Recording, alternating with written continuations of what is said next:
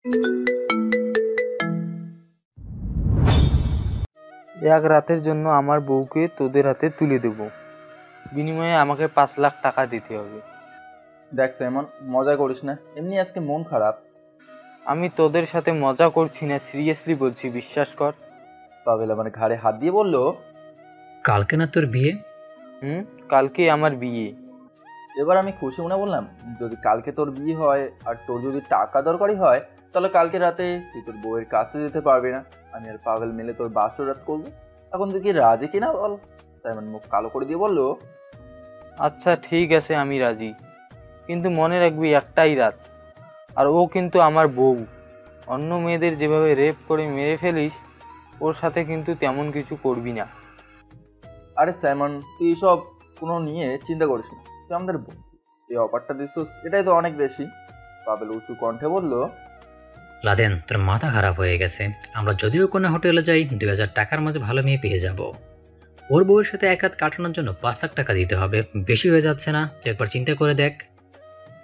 Simon, Pavel তো ঠিক কথাই বলছে।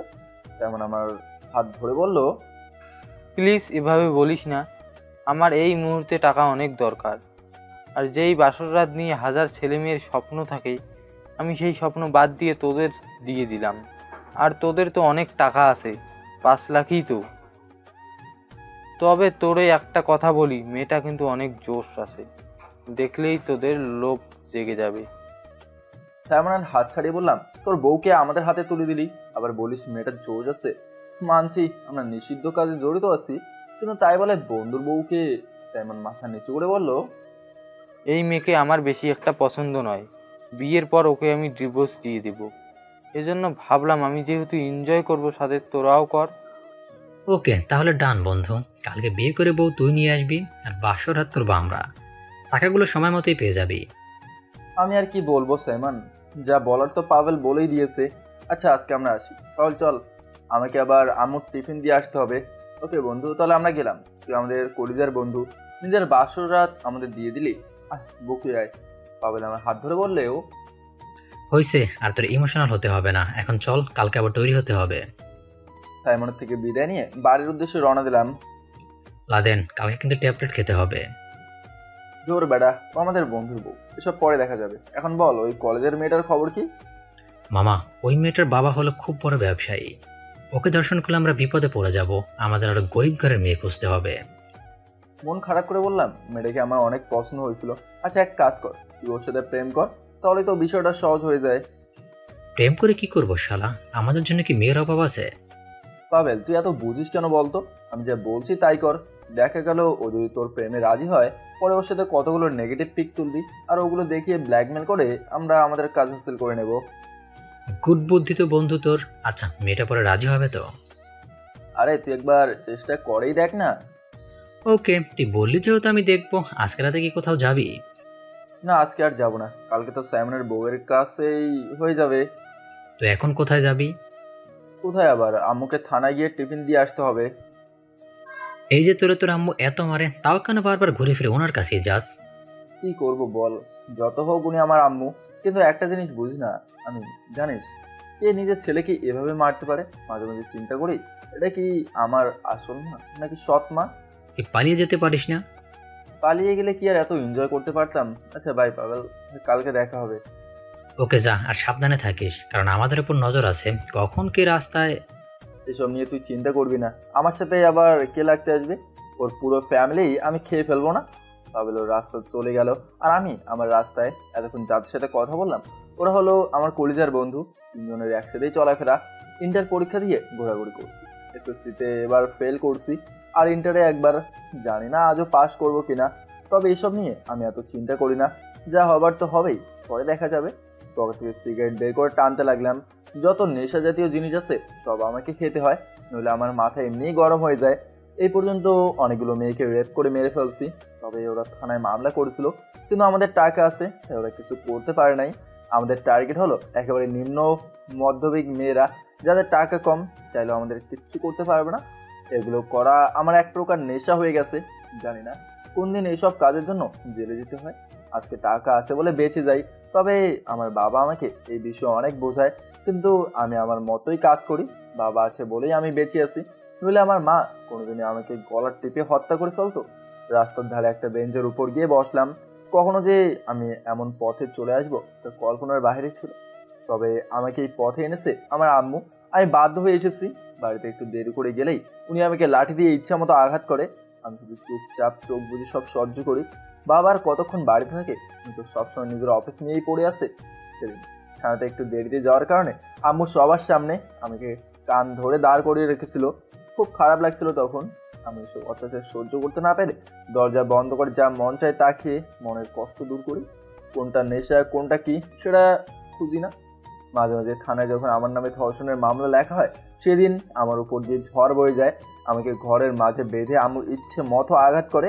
বাবা এসে আমার বন্ধু পাবেলের উপর সব দোষ দিয়ে আমাকে বাঁচিয়ে নেয়। জানি না এসব কতদিন চলবে। যখন আমাকে শাসন করার দরকার ছিল তখন করে নাই। এখন তো এগুলো আমার কাছে এক প্রকার নেশা হয়ে গেছে। ও বলতেই তো ভুলে গেছে, আমার আম্মু কি কাজ করে। আমার আম্মু আমাদের থানার মহিলা পুলিশ কনস্টেবলের চাকরি করে।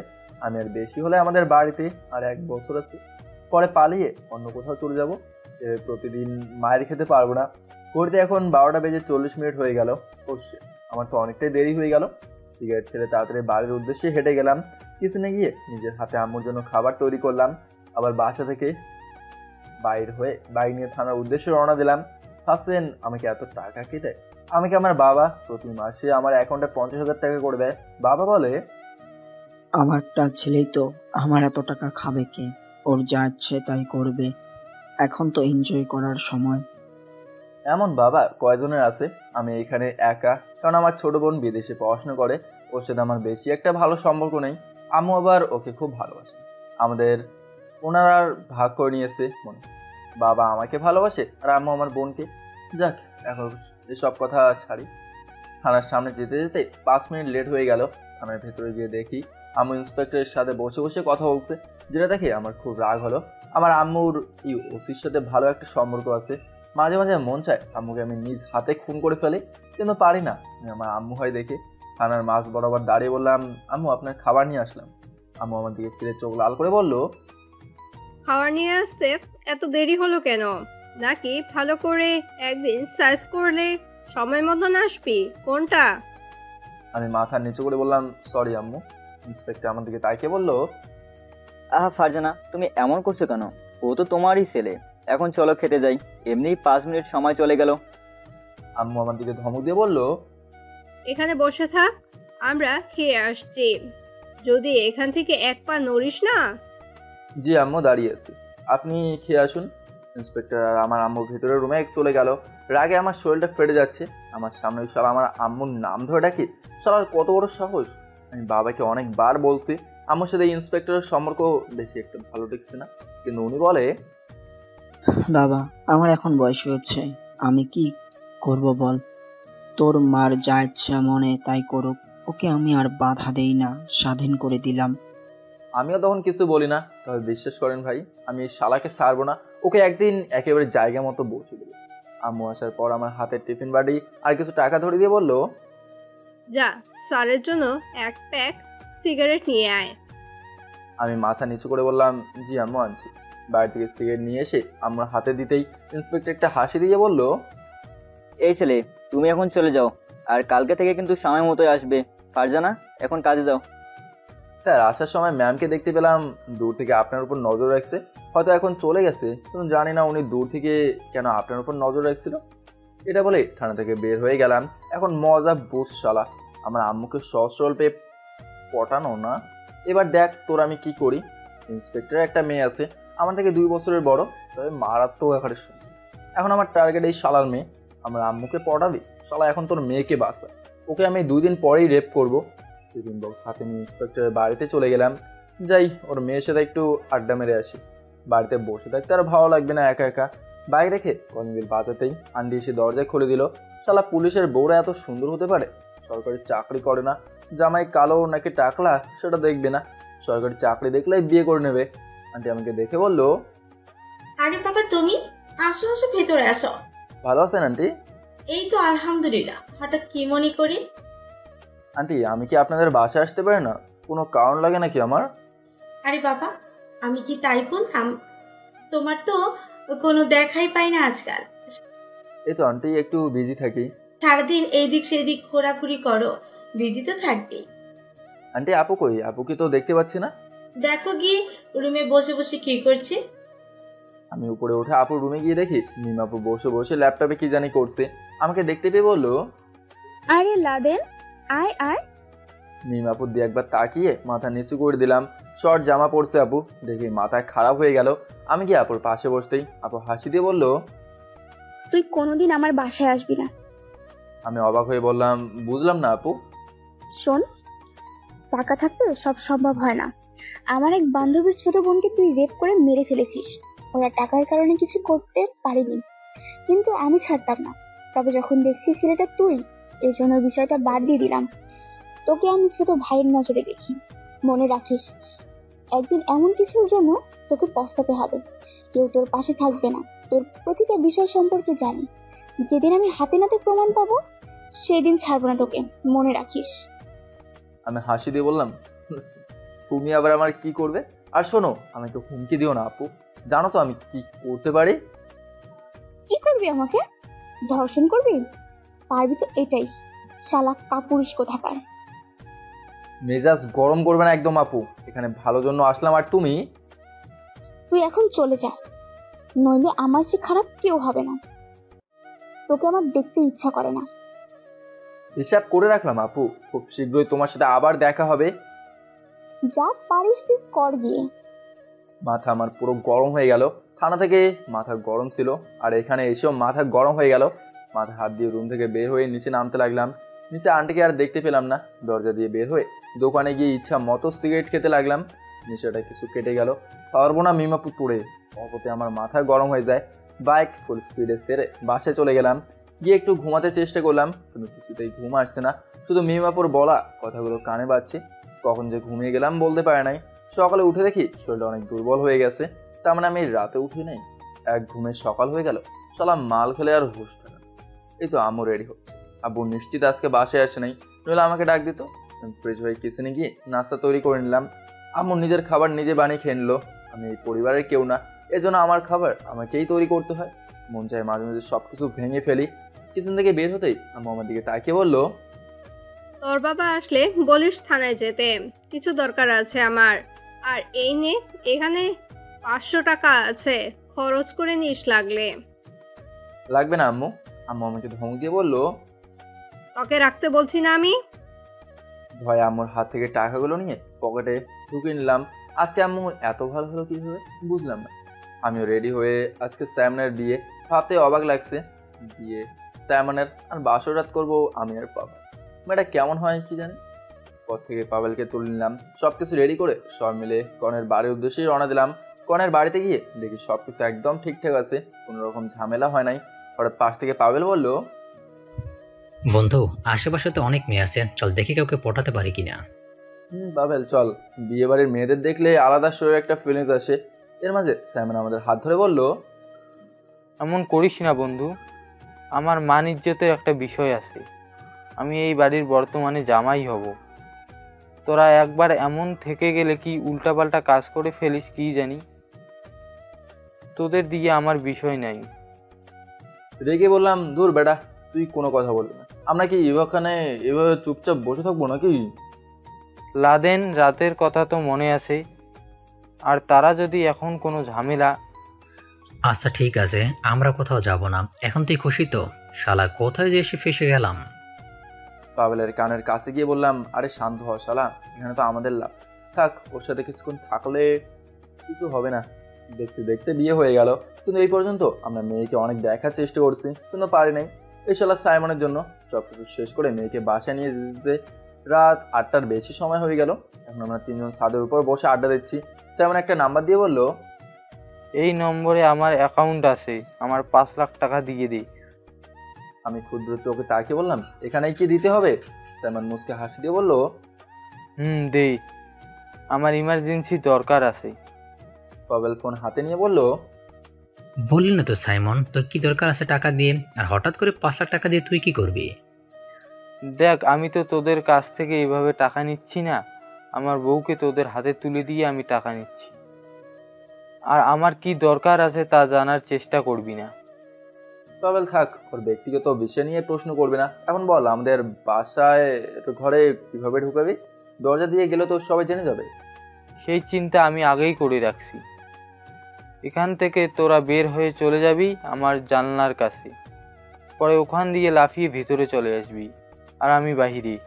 তবে মনে রাখিস ওর যেন কিছু না হয়, নইলে আমরা তিনজনেরই বিপদে পড়ে যাব। আর তোদের কাজ শেষ হলে আমাকে কল দিবি, আমি ভিতরে এসে সব সামলিয়ে নেব। পাবেল হাসতে হাসতে বলল, বাহ বন্ধু বাহ, তুই তো ফাটাফাটি প্ল্যান তৈরি করছস। অনেক অনেক ধন্যবাদ তোরে। তোর টাকা চলে গেছে দেখ। চলে আসছে। এখন আমি যেভাবে বললাম তাই কর। সাইমনের কথা মতো আমরা ছাদ থেকে নেমে ওদের বাসা থেকে বেরিয়ে গেলাম।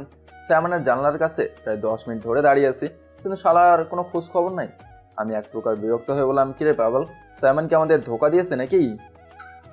আমার তো তাই মনে হচ্ছে। তবে এমন যদি হয় না সকালেও লাশ বের হবে বাসর ঘর থেকে। এই তো জানলা খোলার আওয়াজ পেলাম। সাইমন লাফ দিয়ে নিচে নেমে বলল, আমি তোদের সাথে বেইমানি করব না, তোরা ভিতরে চলে যা, আমি বাইরে অপেক্ষা করছি। আমি সাইমনের হাতে কিছু কাগজপত্র দেখে অবাক হয়ে বললাম, কি রে, তোর হাতে এই কাগজগুলো কিসের?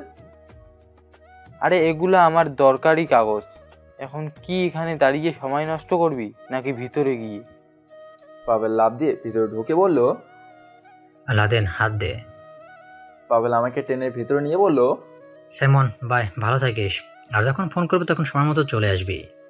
ওই পাভেল, আরেকটা কথা। পাবেল সাইমনের দিকে তাকিয়ে বলল, বল, কি বলবি?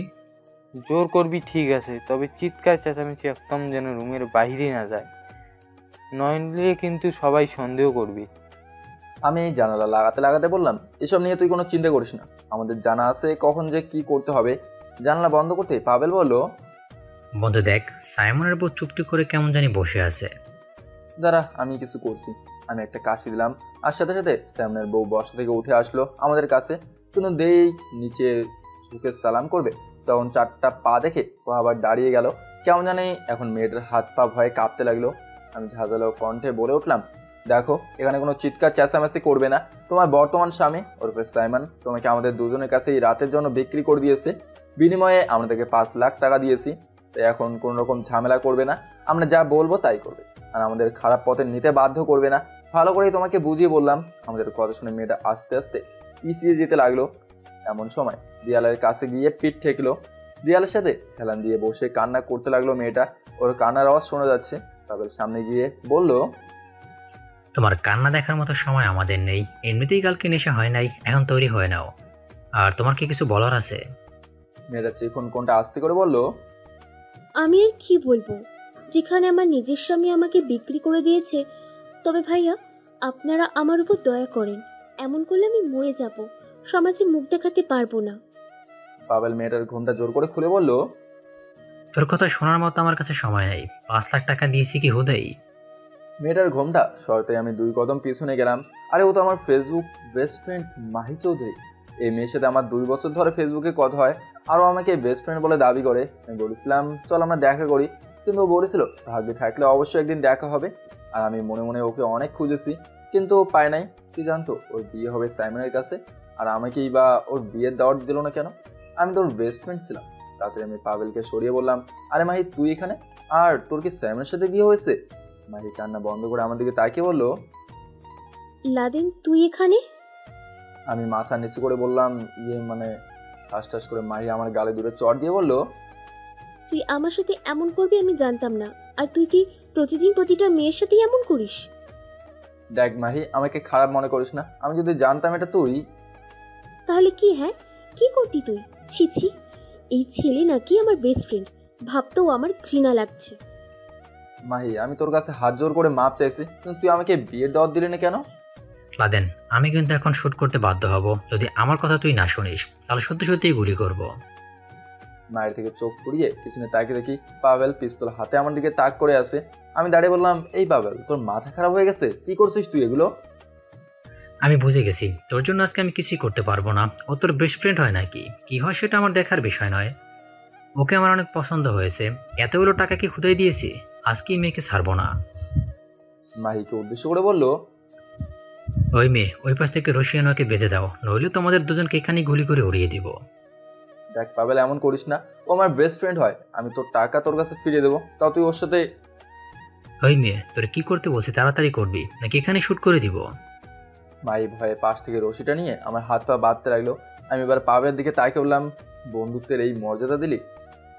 আমাদের কিসের বন্ধুত্ব? হ্যাঁ, কালকে থেকে আমার মাথা পুরো খারাপ হয়ে আছে, আর তুই আজকে এখানে এসে বলিস আমার বেস্ট ফ্রেন্ড। একটা মেয়ের জন্য আমি বন্ধুত্ব কেন, সবকিছু শেষ করতে পারি, আমার তো শুধু নেশাই হলে হলো। পাভেল তোরে তো আমি। পাভেল লাথি দিয়ে আমাকে নিচে ফেলে বলল, বন্ধু মাফ করে দিস, কি করবো বল, আমার কাছে এই মুহূর্তে ওটাই বড় ছিল। মাহি কান্না করতে করতে বলল, এমন করবেন না প্লিজ, আমি আপনার পায়ে ধরছি। পাভেল ওকে বিছানার উপর ফেলে দিয়ে বলল, চুপ কর, তুই কোনো কথা বলিস না। আমি রেগে বললাম, পাভেল আমি কসম খেয়ে বলছি আমি তোকে ছাড়বো না। পাভেল হাসতে হাসতে বলল, সেই পথ আমি আগেই মেরে রাখবো, তুই আজীবন জেলে পচে মরবি। পাভেল পা তুলে আমার মাথার উপর লাথি দিয়ে বলল, আমার কিছু করার নাই, পরিস্থিতির শিকার আমি বন্ধু, মাফ করে দিস। হঠাৎ করেই পাভেল বিছানার নিচে পড়ে থাকা লাঠিটা নিয়ে আমার মাথা বরাবর আঘাত করতেই আমি মাথা ঘুরিয়ে নিচে পড়ে গেলাম। আর কিছু বলতে পারে না। যখন আমি চোখ খুললাম তখন থেকে আমার চারপাশ একদম নীরব।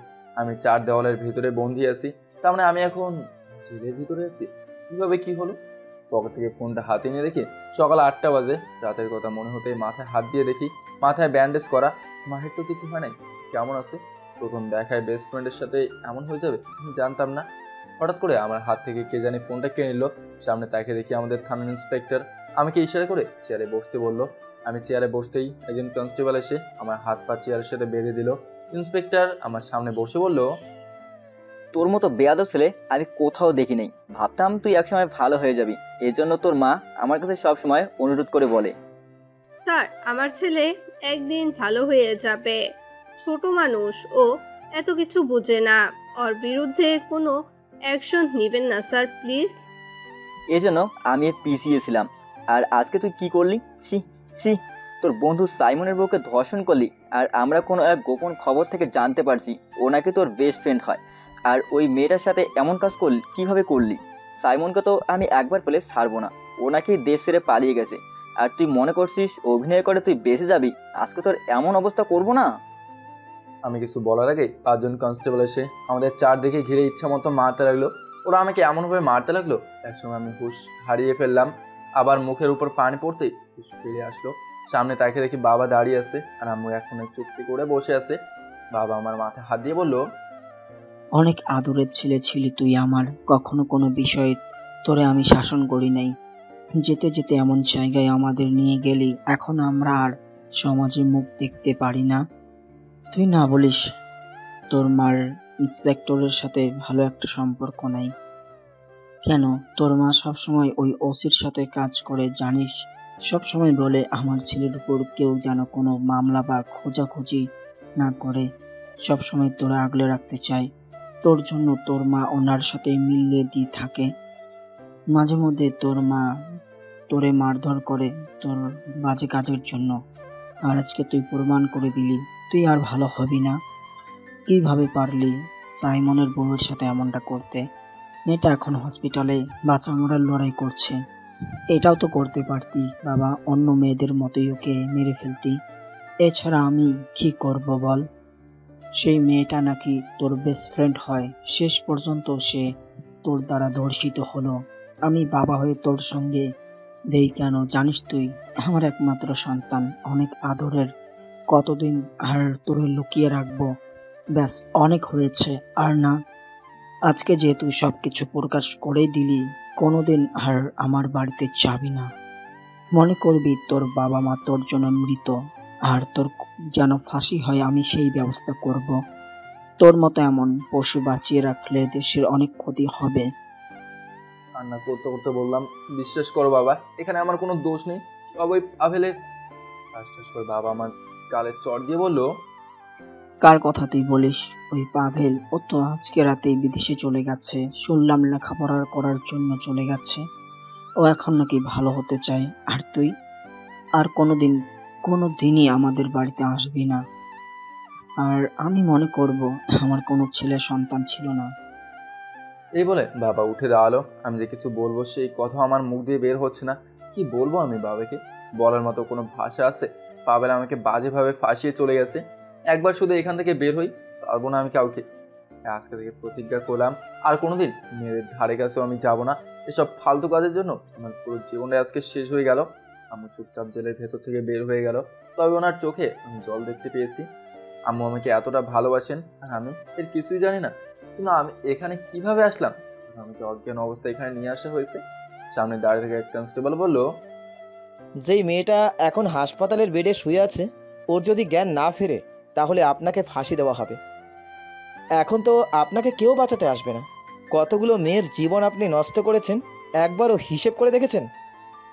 এই বলে সবাই আমাকে থানার ভেতরে রেখে একা চলে গেল। রাতে বসে বসে চিন্তা করছি, প্রথম দেখায় মায়ের সাথে কি হয়ে গেল। আসলেই দোষ আমার ছিল। কি খবর মিস্টার লাদেন? সামনে তাকে দেখি ইন্সপেক্টরের মেয়ে মিস মিম চৌধুরী। আমি মাথা নিচু করে চুপচাপ বসে আছি। আপু জেলের গেট খুলে বলল, সেদিন না আমার সাথে খুব জোর গলায় বললি, আর আজকে তুই নিজেই ধরা পড়ে গেলি। আমি বলেছিলাম না একদিন তুই ধরা পড়বি? এখন মজা বোঝ। আমি মুচকে হাসি দিয়ে বললাম, অপরাধ করছি যেহেতু শাস্তি তো পেতেই হবে। তবে আপু তোমাকে একটা কথা বলি, বিশ্বাস করো বা নাই করো, এই মাহি মেয়েটা যার সাথে স্যামনের বিয়ে হয়েছিল, ও আমার বেস্ট ফ্রেন্ড হয়। অনেক আগে থেকে ওর সাথে আমার ফেসবুকে পরিচয় ছিল। আমি কিছু করি নাই, সব পাবেলের দোষ। কে নিজের বেস্ট ফ্রেন্ডের সাথে এমন করে বলো আপু? আমি তো ওকে বাঁচতে চাইছিলাম। এই পাবেল, পারবো না আমি ওকে। থাক, তোর আর মিথ্যা নাটক করতে হবে না। বাঁচার জন্য সবাই মিথ্যা কথা বলে। এখন দেখ, আজকে তোর পাশে তোর বাবা মা কেউ নেই। এখন কিভাবে বাঁচবি? ফাঁসি হবে তোর, অবশ্যই ফাঁসি হবে। কোনোদিনও আমি কোনো কিছুর জন্য কান্না করে নাই। আম্মু মারলেও কখনো কান্না করে নাই। আজকে না চাই তো চোখ দিয়ে জল গড়িয়ে পড়ছে আমার। কেমন জানে আজকে আমার ভয় লাগছে, বাঁচার খুব ইচ্ছে করছে। আর যখন আমরা মেয়েদের সাথে খারাপ কাজ করে মেরে ফেলি, নিজের উপর এখন নিজেরই ঘৃণা হচ্ছে। একটা মেয়েও তো বাঁচার জন্য অনেক চেষ্টা করে, আর আমরা।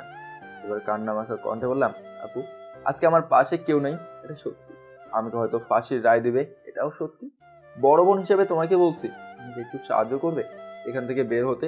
আমি আমার বাবা মায়ের কসম খেয়ে বলছি আর এসব করবো না। এখান থেকে বের হতে পারলে আমি সবাইকে ছেড়ে অনেক দূরে চলে যাব। যদি ভালো হতে না পারে তুমি নিজ হাতে আমাকে খুন করবে, আর তোমাকে আমি প্রমাণ করে দেবো আমি মায়ের সাথে কিছুই করে নাই। আমাকে শেষ একবার বিশ্বাস করে দেখো, আমি আর জীবনে এই পথে আসবো না। একটা সুযোগ দাও আমাকে, দেখো একটা সুযোগ। হাসতে হাসতে বললো, বাঁচার জন্য সবাই চেষ্টা করে, আর বেঁচে গেলে পরে যে সেই আগের মতোই হয়ে যায়। কথায় আছে না, কুকুরের লেজে চুঙা দিলেও এটা কখনো সোজা হবে না, আগের মতোই হয়ে যাবে। তুইও এমন হয়ে গিয়েছিস, বললেও আর ভালো হবে না। কিছুক্ষণ চুপ থেকে বললাম, আপনি একটা কথা বলবো? আমি এখানে তোকে দেখতে এসেছি, বেশি কিছু না। কি বলবি বল। তবে আজকে আমি অনেক খুশি, শেষ পর্যন্ত তুই ধরাই পড়লি। এখন বল কি বলবি। নিজের ভাই মনে করে আমাকে একবার বিশ্বাস করো আপু। আজকে আমার পিছনে কেউ নাই, সবাই আমাকে ছেড়ে চলে গেছে, আর থাকবেই বা কেন এই খারাপ ছেলের পেছনে? ভুল তো মানুষেরই করে, আমারও হয়েছে। আমি এখান থেকে অনেক অনেক দূরে চলে যাব। যতদিন পর্যন্ত প্রতিষ্ঠিত হতে পারে নাই ততদিন পর্যন্ত এখানে ফিরে আসবো না। আপু আমি ভালো হতে চাই, একটা সুযোগ দাও আমাকে। যদি আমি উল্টাপাল্টা কিছু করি করে দেখিও, প্লিজ আপু একবার। বলতে বলতে চোখ দিয়ে জল এসে গেল। এখান থেকে যদি বের হতে না পারি সত্যি সত্যি মারা যাবো। কেন জানি না আজকে এতটা পরিমাণে ভয় হচ্ছে মরার কথা শুনে।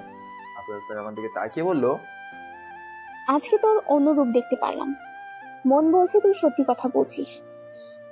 তবে আমাকে কথা দিতে হবে, এখান থেকে দূরে কোথাও গিয়ে নিজেকে প্রতিষ্ঠিত করে ভালো হয়ে দেখিয়ে দিবি। আমিও বলতে পারবো আমি তোকে ছাড়িয়ে অনেক ভালো কাজ করেছি। আজকে তুই আমার সম্মান রেখেছিস, পারবি তো? আপু কসম করে বলছি আমি সব পারবো, কখনো খারাপ পথে যাব না। একটা সুযোগ আমাকে দিয়ে দেখো আপু। আপু আমার মাথায় হাত দিয়ে বললো, জানি না কেন মন বলছে তোকে সাহায্য করতে। আচ্ছা আমি দেখছি কি করা যায়, তুই থাক। আপু আমাকে বিশ্বাস করতে পারো, আর কাউকে কিছু বলার মতো মুখ নেই আমার। আপু আমার দিকে ফিরে তাকিয়ে বললো, দেখি তো কি করা যায়, নইলে এখান থেকে পালিয়ে চলে যাবি। আপু আমি আবার পড়াশোনা করতে চাই, পালিয়ে গেলে তো। আপু আর কিছু বললো না, চুপচাপ আমার কাছ থেকে চলে গেল। আবার কিছুক্ষণ পর মিমাপু ফিরে এসে বলল কীভাবে কী হয়েছে তা বলতে। আমি এক এক করে সব বললাম। সব শোনার পর মিমাপু বলল, তোর জন্য আমি যতটুকু সম্ভব চেষ্টা করব, দেখি কি করা যায়। মনে মনে বললাম একবার এখান থেকে বের হই, সত্যি এসব সেরে এখান থেকে অনেক দূরে চলে যাব। এখন সব কিছু বুঝতে পারছি, কিন্তু সময় হারিয়ে তবে পাবেল তোরে আমি ছাড়বো না। মশার কামড় খেয়ে এক রাত চলে গেল। সকালে আমাকে আদালতে নেওয়া হলো। আদালতের ভেতরে যেতেই মিমাপু আমাকে হাতে ইশারা করে বুঝিয়ে দিল, তোর কিছু হবে না, আমি আছি তো। এবার মনে একটু সাহস এলো। হঠাৎ বাবা মাকে এক কোণে চুপটি করে দাঁড়িয়ে থাকতে দেখলাম। আমার দিকে তাকিয়েও মুখ ফিরে নিল। এটা দেখে খুব কষ্ট লাগলো আমার। কিছুক্ষণের ভেতরে জর্জ চলে আসলো। তবে অবাক করার বিষয়, জর্জ আমার পক্ষেই কথা বলছে। এটা কীভাবে সম্ভব? জর্জ নিজেই আমার পক্ষে কথা বলছে। আমার পক্ষে যে উকিল ছিল সে 2 পাশ মিথ্যা বুঝিয়ে দিল। বুঝতে পারছি টাকা থাকলে যে সব কিছুই সম্ভব। এখানে সব সন্দেহ সাইমন আর পাভেলের উপর দিয়ে আমাকে বাঁচিয়ে নেওয়া হলো। কমলা পালিয়ে চলে গেছে আর আমাকে অজ্ঞান অবস্থায় জেলে আনা হয়েছে। সব মিলিয়ে উকিল আমাকে কোনো মতে বাঁচিয়ে নিল। আমাকে মুক্ত করে দেওয়ার রায় দিতেই বাবা মা আমার দিকে একবারও না তাকিয়ে চলে গেল। ওনাদের চোখে মুখে রাগের ছাপ দেখতে পেলাম। সবশেষে আমি মাথা নিচু করে মিমাপুর সামনে দাঁড়ালাম। মিমাপু আমার হাত ধরে বাইরে এনে একটা রিক্সা নিয়ে পার্কের উদ্দেশ্যে রওনা দিল। পার্কের ভেতরে গিয়ে চুপচাপ একটা বেঞ্চের উপর গিয়ে বসলাম। মিমাপু কিছুক্ষণ চুপচাপ থাকার পর বলল, আমি কি শর্ত দিয়েছি মনে আছে তো? জি আপু, মনে আছে। আপনাকে বলতে হবে না, আমি এখান থেকে সরাসরি চলে যাব, বাড়িতেও পর্যন্ত যাব না। তোর মুক্তি পাওয়ার বিষয়টা কেউ মেনে নিতে পারছে না, সবাই আমার উপর অনেক রেগে আছে। সরি আপু, আমার জন্য তুমি... থাক, সরি বলতে হবে না। আমার কথা রাখতে পারলেই আমি খুশি হব। আপু, জীবনে কত ধরনের খারাপ কাজ করছি এর কোনো হিসাব নেই, কিন্তু আজকে শেষ সময় এসে বুঝতে পারছি এই জীবনের মানে কি। তুমি আমাকে নতুন করে জীবন দিয়েছো। তুমি শুধু আমার বড় বোন, আমার মায়ের মতোই। মিমাপু আমার মাথায় হাত দিয়ে বলল, ওই দেখ, সামনের রাস্তা দিয়ে একটা পিচ্চি মেয়ে হেঁটে যাচ্ছে। মিমাপুর কথায় আমি সামনে তাকিয়ে দেখি সত্যি একটা পিচ্চি মেয়ে হেঁটে যাচ্ছে। মিমাপু আমার মুখ ধরে বলল, একটা মেয়ের অনেক স্বপ্ন থাকে, পড়ালেখা করে বাবা মায়ের মুখ উজ্জ্বল করবে। আর বাবা মা যে ওর পিছনে এত টাকা খরচ করে, তাদের তো একটু স্বপ্ন থাকে না? আর মেয়েকে নিয়ে, আর যখন শোনে সেই মেয়েটাকে রাস্তা থেকে তুলে ধর্ষণ করে মেরে ফেলা হয়েছে, এটা শুনে তখন ওই বাবা মার কতটা খারাপ লাগবে। ওর বাবা মা মরবে না বাঁচবে তখন সেই দিশা খুঁজে পায় না। একটা মেয়ের রঙিন জীবন তোরা নষ্ট করে দিলে 1 ঘন্টা সময়। আমি তোকে এই কথাগুলো কেন বললাম হয়তো তুই এখন বুঝে গেছিস। আমি মাথা ঝাঁকে বললাম, আপু, অনেক ভুল করছি, আর এমন করব না। জীবনটাকে আমি নরক করে ফেলছি, এখন নিজের উপর নিজেরই ঘৃণা হয়। এখন সিদ্ধান্ত তোর। আমি তোকে পথ দেখিয়ে দিলাম, বাস্তবতা যে কতটা কঠিন একটু কাজ করে দেখ। আমি দাঁড়িয়ে বললাম, আসি আপু, আজকে আমি আমার আবার সে আগের ভালো জীবনকে ফিরে আনবো। মিমাপু হাসি দিয়ে বলল, আমি জানি তুই পারবি। মিমাপু, একটা কথা জানা ছিল, ওই জর্জ... থাক, আর তোকে বলতে হবে না। জজ সাহেব আমার ফ্রেন্ডের বাবা। আমি ওনাকে খুব ভালো করেই বুঝিয়ে বলেছি তোর বিষয়। তুই ভালো হয়ে যাবে দেখে সব শুনে বললো তোকে একটা সুযোগ দেওয়া দরকার, এই জন্যই তোকে ছেড়ে দিল। আমি ফোন থেকে মিমাপুর সামনে সিমগুলো খুলে ফেলে দিয়ে বললাম, ভালো থাকবেন আপু, যখন এখানে ফিরে আসবো সর্বপ্রথম আপনার সাথে আমি দেখা করব। মিমাপু আমার হাতে একটা ঘড়ি দিয়ে বলল, সময় কাজে লাগা, সময় একবার চলে গেলে আর ফিরে পাবি না। আমি আর পেছনে তাকালাম না, একটা রিক্সা নিয়ে সামনে যেতে লাগলাম। জানি না এখন আমার ঠিকানা কোথায় হবে, তবে এখান থেকে আজকে বিকেল পর্যন্ত গাড়ি দিয়ে যাব। আর আমাকে এটা মাথায় রাখতে হবে, নিজেকে এখন আমার নিজেকেই গড়তে হবে। যেখানে বাবা মা আমার থেকে মুখ ফিরে নিল। আসলে আমি খুব খারাপ একটা ছেলে, যাকে ধর্ষণ করতে চাইছিলাম সে আজকে আমাকে বাঁচালো। সত্যি মিমাপু না থাকলে আজকে আমার মরণ কেউ আটকাতে পারতো না। আমার অ্যাকাউন্টে যেই টাকা আছে তা দিয়ে আমার 1-2 বছর নিচে খেয়ে চলে যাবে, কিন্তু আমি এই টাকা খরচ করব না, নিজের হাতে টাকা ইনকাম করব। আমিও দেখিয়ে দেবো আমিও সব পারি। গাড়ি থেকে নেমে সামনে হাঁটতে লাগলাম। রাস্তা থেকে একটা সিম কিনে নিলাম। হঠাৎ নজর পড়লো এক বাসার নিচে লেখা আছে বাড়ি ভাড়া দেওয়া হবে, তবে এসব বাড়িতে ব্যাচেলার ভাড়া দেওয়া হয় না। এই একটা কষ্ট সিঙ্গেল ছেলেদের। সরাসরি একজন উকিলের কাছে গিয়ে একটা মিথ্যা বিবাহের কাগজ বানিয়ে নিলাম। তাহলে এখন বাসা ভাড়া না দিয়ে কোথায় যাবে? বাসের সামনে গিয়ে দারোয়ানকে বললাম, এখানে নাকি বাসা ভাড়া দেওয়া হবে, যদি আঙ্কেলকে একটু ডেকে দিতেন। আমার কথা শুনে দারোয়ান ভেতরে গিয়ে আবার কিছুক্ষণ পরে এসে বলল, আপনি একটু দাঁড়ান, স্যারকে বলে আসছি, চলে আসবে। কিছুক্ষণ পর একজন মুরব্বী এসে বলল, তুমি সেই ছিলে নাকি? আমি সালাম দিয়ে বললাম, জি আঙ্কেল, আমি সেই ছেলে। এখন যদি বাসা দেখতে আসছো তো দেখবেই। আর তার আগে বলো, তোমার বউ আছে নাকি ব্যাচেলার? জি স্যার, আমার বউ আছে, আরও কিছুদিন পর ফিরে আসবে। আমাদের মাঝে একটু ঝগড়া হয়েছিল, এজন্যই ও রাগ করে বাপের বাড়িতে চলে গেছে। আঙ্কেল মুচকে হাসি দিয়ে বলল, তোমাদের মতো ছেলেদের আমার ভালো করেই চেনা আছে, কেমন যে মিথ্যে কথা বলতে পারো। দুদিন পর আমার হাত পা ধরে বলবে, স্যার আমি মিথ্যে বলেছি। এছাড়া আমার অন্য কোনো উপায় ছিল না। আপনি প্লিজ এই বাসা থেকে বের করে দেবেন না? আঙ্কেলের হাতে মিথ্যে বিয়ের কাগজগুলো দিয়ে বললাম, এই যে দেখেন আমার বিয়ের কাগজ, আমি সত্যি কথা বলছি। আপনি তো আর বিশ্বাস করলেন না। আঙ্কেল কাগজগুলো হাতে নিয়ে বলল, সব তো দেখি ঠিকই আছে। তোমার বইয়ের নাম কি সত্যি দীপিকা? আর শালা, কাজীকে বলছি ভালো একটা নাম দিতে, আর এই শালা তো দীপিকা নাম দিয়ে দিল। নামটা তো বেশ ভালোই আছে, কিন্তু নামের মেয়েটা নাই। আমি হাসি দিয়ে বললাম, জি আঙ্কেল, আমার বউয়ের নাম দীপিকা। আমার মেয়ের নামও দীপিকা। আচ্ছা সে ছাড়ো, এখন বলো কি করো তুমি? এই রে, এখন কি বলি, মাথা চুলকাতে চুলকাতে বললাম, জি আঙ্কেল, আমি রিক্সা চালাই। আঙ্কেল চোখ বড় করে বলল, কি চালাও? জি আঙ্কেল, আমি রিক্সা চালাই। কেন, আপনি কি শুনে অবাক হলেন যে একজন রিক্সা চালক এখানে বাড়ি ভাড়া নেবে? যদি আপনার মান সম্মান লাগে তাহলে থাক। আরে না না বাবা, তুমি যে কি বলো! প্রতিটা মানুষের পেশাকে আমি সম্মান করি, তবে তোমার মতো একটা ছেলে। আসলে আঙ্কেল, আগে মাইক্রো চালাতাম, আমার কাগজপত্র ছিল না দেখে আমাকে চাকরি থেকে বের করে দিয়েছে। সব বুঝলাম, এখন বলো তোমার বউ কখন আসবে? জি আঙ্কেল, খুব শীঘ্রই, ঝগড়া মিটে গেলেই নিয়ে আসবো। এখন কি আমাকে রুম দেখাবেন? আসো আমার সাথে। আঙ্কেল ভেতরে যেতে যেতে বলল, আমার একটা ছেলে আর একটা মেয়ে আছে, আর বাকি কিছু তুমি অল্প অল্প করে জেনে নিও। আঙ্কেল একটা রুম দেখিয়ে বলল, এটাই হলো তোমার রুম, তুমি তোমার মতো করে সুন্দর করে সাজিয়ে নিও। Okay uncle. আঙ্কেল যাওয়ার আগে বলল, তুমি তো সাথে করে কিছুই আনো নাই। আসলে তাড়াহুড়ো করতে গিয়ে কিছুই আনি নাই আঙ্কেল, এখন গিয়ে আনবো। আঙ্কেল আর কিছু বললো না, চুপচাপ বাইর হয়ে চলে গেল। রুম পরিষ্কার করে বাসা থেকে বের হয়ে অ্যাকাউন্ট থেকে কিছু টাকা নিলাম, নিজের প্রয়োজন মতোই সব কিছু কিনে নিলাম, কাপড় চোপড় থালা বাসন, মানে যা কিছু দরকার, কারণ এখন নিজেকেই রান্না করে খেতে হবে। সব কিছু গোছগাছ করতে করতে বিকাল হয়ে গেল। রাতে রান্না করে রুমে বসে বসে চিন্তা করছি কি করা যায়। সেই মুহূর্তে কে জানি দরজায় কড়া নাড়লো। আমি উঠে দরজা খুলে দেখি আমার সমবয়সী একটা ছেলে দাঁড়িয়ে আছে। আমি কিছু বলার আগেই ছেলেটি বলল, আম্মু আপনাকে ডাকছে খাবার খেতে, এখন তৈরি হয়ে নিচে আসুন।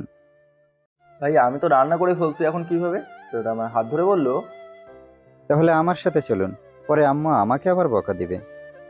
ছেলেটা আমাকে টেনে ভেতরে নিয়ে গেল। সবার সাথে বসে খেতে লাগলাম। তবে আন্টির সাথে পরিচয় হয়ে আমার খুব ভালো লাগলো, উনি খুব ফ্রি মাইন্ডের মানুষ। খাওয়া শেষে বাসা থেকে বের হলাম। কিছুদিন থেকে আঙ্কেল বলল, রাত 10টার পরে আসলে বাহিরেই থাকতে হবে, ভেতরে আর ঢুকতে পারবে না। এর জন্যই যেখানে থাকো না কেন তাড়াতাড়ি চলে আসবে। ঠিক আছে আঙ্কেল। বাসা থেকে সামনে কিছু দূর হাঁটতেই একজন বয়স্ক মুরব্বী পেলাম, রিক্সা নিয়ে দাঁড়িয়ে আছে। আমি কাছে যেতে বলল, মামা কি কোথাও যাবেন? না মামা, কোথাও যাব না, তবে আমার একটা হেল্প লাগতো, এজন্য খোঁজাখুঁজি করছি। মুরব্বী হাসি দিয়ে বলল, কি ধরনের হেল্প লাগবে বলেন, যদি কোনো উপকার করতে পারি। আসলে মামা আমার একটা রিক্সা লাগতো, এখানে নতুন তো কাউকেই চিনি না, যদি একটা রিক্সা পেয়ে যেতাম খুব ভালো হতো। তুমি চালাবে নাকি? এজন্যই তো বললাম। চালাতে পারো? মোটামুটি পারি, তবে আস্তে আস্তে শিখে যাব। মামা আমার বাসায় কই কদিন এখানে থাকবো সব বিস্তারিত জানলো।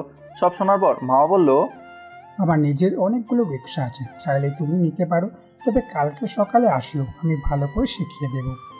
আমি খুশি হয়ে মামার হাত মিলিয়ে বললাম, আপনাকে অনেক অনেক ধন্যবাদ, অনেক বড় উপকার করলেন আপনি। মামার কাছ থেকে ওনার ঠিকানা নিয়ে বাসে চলে গেলাম। শুয়ে শুয়ে চিন্তা করছি আগামীকাল আমার রেজাল্ট দেবে, শুধু পাস করে গেলেই হবে, ফেল করলে তো ওই কলেজে আবার যেতে হবে। কিন্তু আমি অতীত মন থেকে একদম মুছে ফেলতে চাই। আমি এখন এটা মনে করব, আজকে থেকে আমার পথ চলা শুরু, এর শেষ ভালো কাজ দিয়েই করতে হবে। সকালে নাস্তা তৈরি করে বের হয়ে গেলাম। মামা আমাকে খুব সুন্দর করে সব কিছু শিখিয়ে দিল। শেষে বলল আমি যেন ওনাকে মামা না বলে দাদা বলে ডাকি, ওর নাকি কোনো নাতি নাই। বিকেলের খাবার খেয়ে বাসা থেকে বের হতেই আঙ্কেল সামনে দাঁড়িয়ে বলল, কি খবর তোমার? এই তো আঙ্কেল, আলহামদুলিল্লাহ ভালো। আমার নামটা আপনাকে বলতেই ভুলে গেছি, আমার নাম লাদেন।